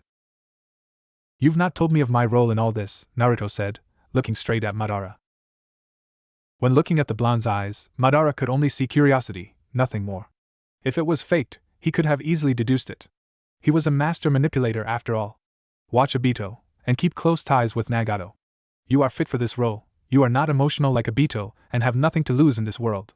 You have no one, no family, nothing to live for. But Tsuki no Mi gives you a purpose. Madara watched Naruto's body language carefully, but it revealed nothing. Nagato can revive me using the Rinnegan. However, should there be problems, you will have to revive me yourself. Take care of both Nagato and Obito. My eyes must be reserved for my return though. With all the body modifications, Nagato and Obito shouldn't be a problem to you. Naruto absorbed everything silently before speaking. Within the eternal genjutsu I can have both my parents. I can smile in the comfort of my parents. Perhaps I may even get a younger sister. He smiled slightly at the thought. He was really thinking of it. It would be really beautiful.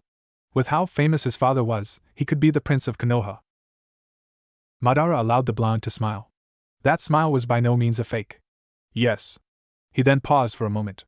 Even when wielding my eyes, you should be able to access my Sharingan, and all its abilities, unlike Obito and Nagato who can only access the Rinnegan. I can use both the Rinnegan and Sharingan. This means that I can access your perfect Susanoo. Interesting.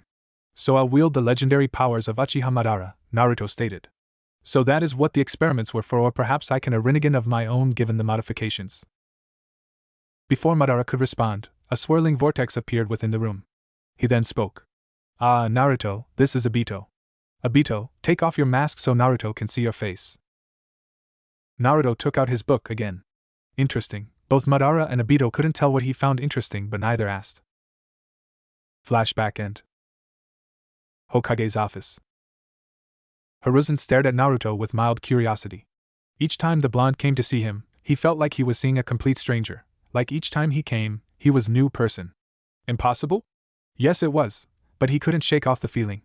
Naruto was many things, some of the things he failed to even define.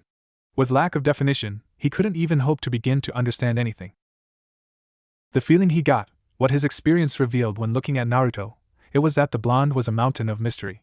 Despite being young, the blonde could be so mysterious, such that even times he was left solving a puzzle that toyed with his old, but sharp mind. Over the past days he had discovered little, but much in terms of weight. What he has discovered led him to believe that Naruto knew some of the things that he wasn't supposed to know. However, he still couldn't prove it. Just to be sure, he would continue to keep a close eye on the blonde. It would do him no good if Naruto continued to be mysterious. There was once a time that Naruto had managed to sneak in behind him. That day, he had not sensed anything, not a damn thing. The blonde had walked in behind him, the Sandaime Hokage, god of shinobi, the professor. He had nearly welcomed a heart attack that day, but he had dismissed it as a fluke. However, now he was starting to think that it may not have been a fluke. Judging by the way you are looking at me, I'd be inclined to think that you are trying to read my mind, Naruto stated, sounding a bit amused by the stare of the Sandaime. The old man had been staring at him for more than a minute, looking to be deep in thought. The Sandaime chuckled. Sorry my boy, I was lost in thought, Hiruzen stated with a small smile. I may have been trying to get into your head, he admitted, never losing his smile. Sometimes Naruto came here and acted like a child he was, sometimes they had some good conversations. Today it seemed like one of those days Naruto wasn't going to be laughing hard with him, or demanding something. It was going to be those days they had a good chat. It always felt like he was speaking to someone older. Naruto hid the fact that he wasn't stupid to him. Indifferent to many things? Yes, he was, and that also not hidden from anyone. This troubled him greatly though. He had failed to get the blonde interested in anything and now he had graduated. He would at least make the team selection interesting. You would have only found ramen noodles if you dived into my head, Naruto responded calmly, eliciting a chuckle from the Hokage. You may be right about that, Hiruzen smiled. Please take a seat, Hiruzen stated. Naruto had been standing in front of his desk since he walked into his office. Naruto did as told. It would be cool if one could read the mind of another person just by looking at them, huh? The blonde sounded a bit thoughtful. Certainly, the ability would really be useful to have. Hiruzen couldn't deny that, but still, ability like that would be dangerous in the wrong hands. Naruto sighed. Do you always have to be extra cautious in everything? It wasn't the first time he had heard the Sandaime say something like that. Words such as those took out the fun in everything. Hiruzen only smiled, but didn't respond to the question. How do you feel now that you have graduated? If I remember, it was quite a hustle to get you accepted to the academy. Moreover, I had to force you into going. Good and relieved. If I had to spend another year in that prison, I would have committed suicide. The academy isn't that bad, Naruto. If you'd gone there with the right attitude you would have enjoyed your time there and made some friends. The Sandaime was not pleased with the fact that Naruto had no friends. Yes, he regularly talks with Shuji and Shikamaru, but according to Jiraiya and Kakashi, they weren't exactly friends. Naruto shrugged in response. The third Hokage sighed. How about we talk on our way to the ramen stand? I haven't treated you to some ramen in some time and I fear that we may no longer get the chance as time moves forward. Naruto nodded with a smile. Okay, but you have to allow me to eat as many bowls as I want. You always eat as many as you want even if I tell you not to, Hiruzen reminded the blonde with a chuckle. I just can't help myself. Ramen tastes a lot better when someone is treating you, especially when you're the one buying. Naruto said a bit happily. Well, soon you're going to be earning your own money as a shinobi. You'll have to treat me too as I can experience this taste you speak of, the Sandaime stated, ever so smiling warmly as he stood up from his seat. Deal. So, Naruto, what do you hope to achieve as a shinobi? The Sandaime asked as the two left the entrance of the Hokage Tower. They had left his office in some peaceful silence before he had decided to break the silence. Naruto looked a bit thoughtful before responding, I don't really know. However, I do hope that when I see the heart of the shinobi world I'll find something. Sarutobi nodded and responded.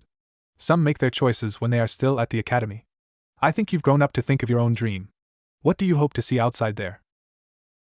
I don't hope to see anything, but I wish to know what it is really like to be out there. The teachers at the academy never said it was fun being a shinobi, but they never told us otherwise when we say it is. This has led me to believe there are many things outside the walls, good and bad, Naruto responded calmly, ignoring the blatant glares that were sent his way.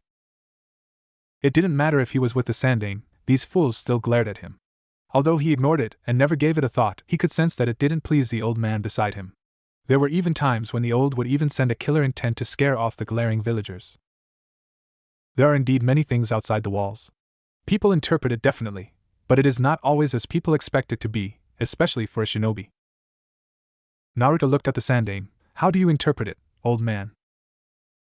The third Hokage merely smiled, placed his right hand on Naruto's head, ruffling his hair a bit. He responded. I'll tell you when you define what you wish to achieve as a shinobi. How about that? The following day. Academy.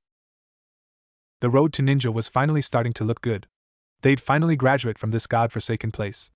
No offense to Irika, but a time came when they really didn't enjoy sitting for the classes the man taught. However, there was little that could be done because they were just kids, and had little say in anything. Naturally, it was the adults who did all the talking for them. Sometimes even for things that they really didn't like. Parents did think they know what best after all. Despite their barely contained excitement, they didn't fully understand the nature of the shinobi wood. Who could fault them? They were just brats after all. Being a shinobi was not as cool as they really made it out to be, but the brats didn't know that. Irika never bothered to teach them what was truly outside those walls.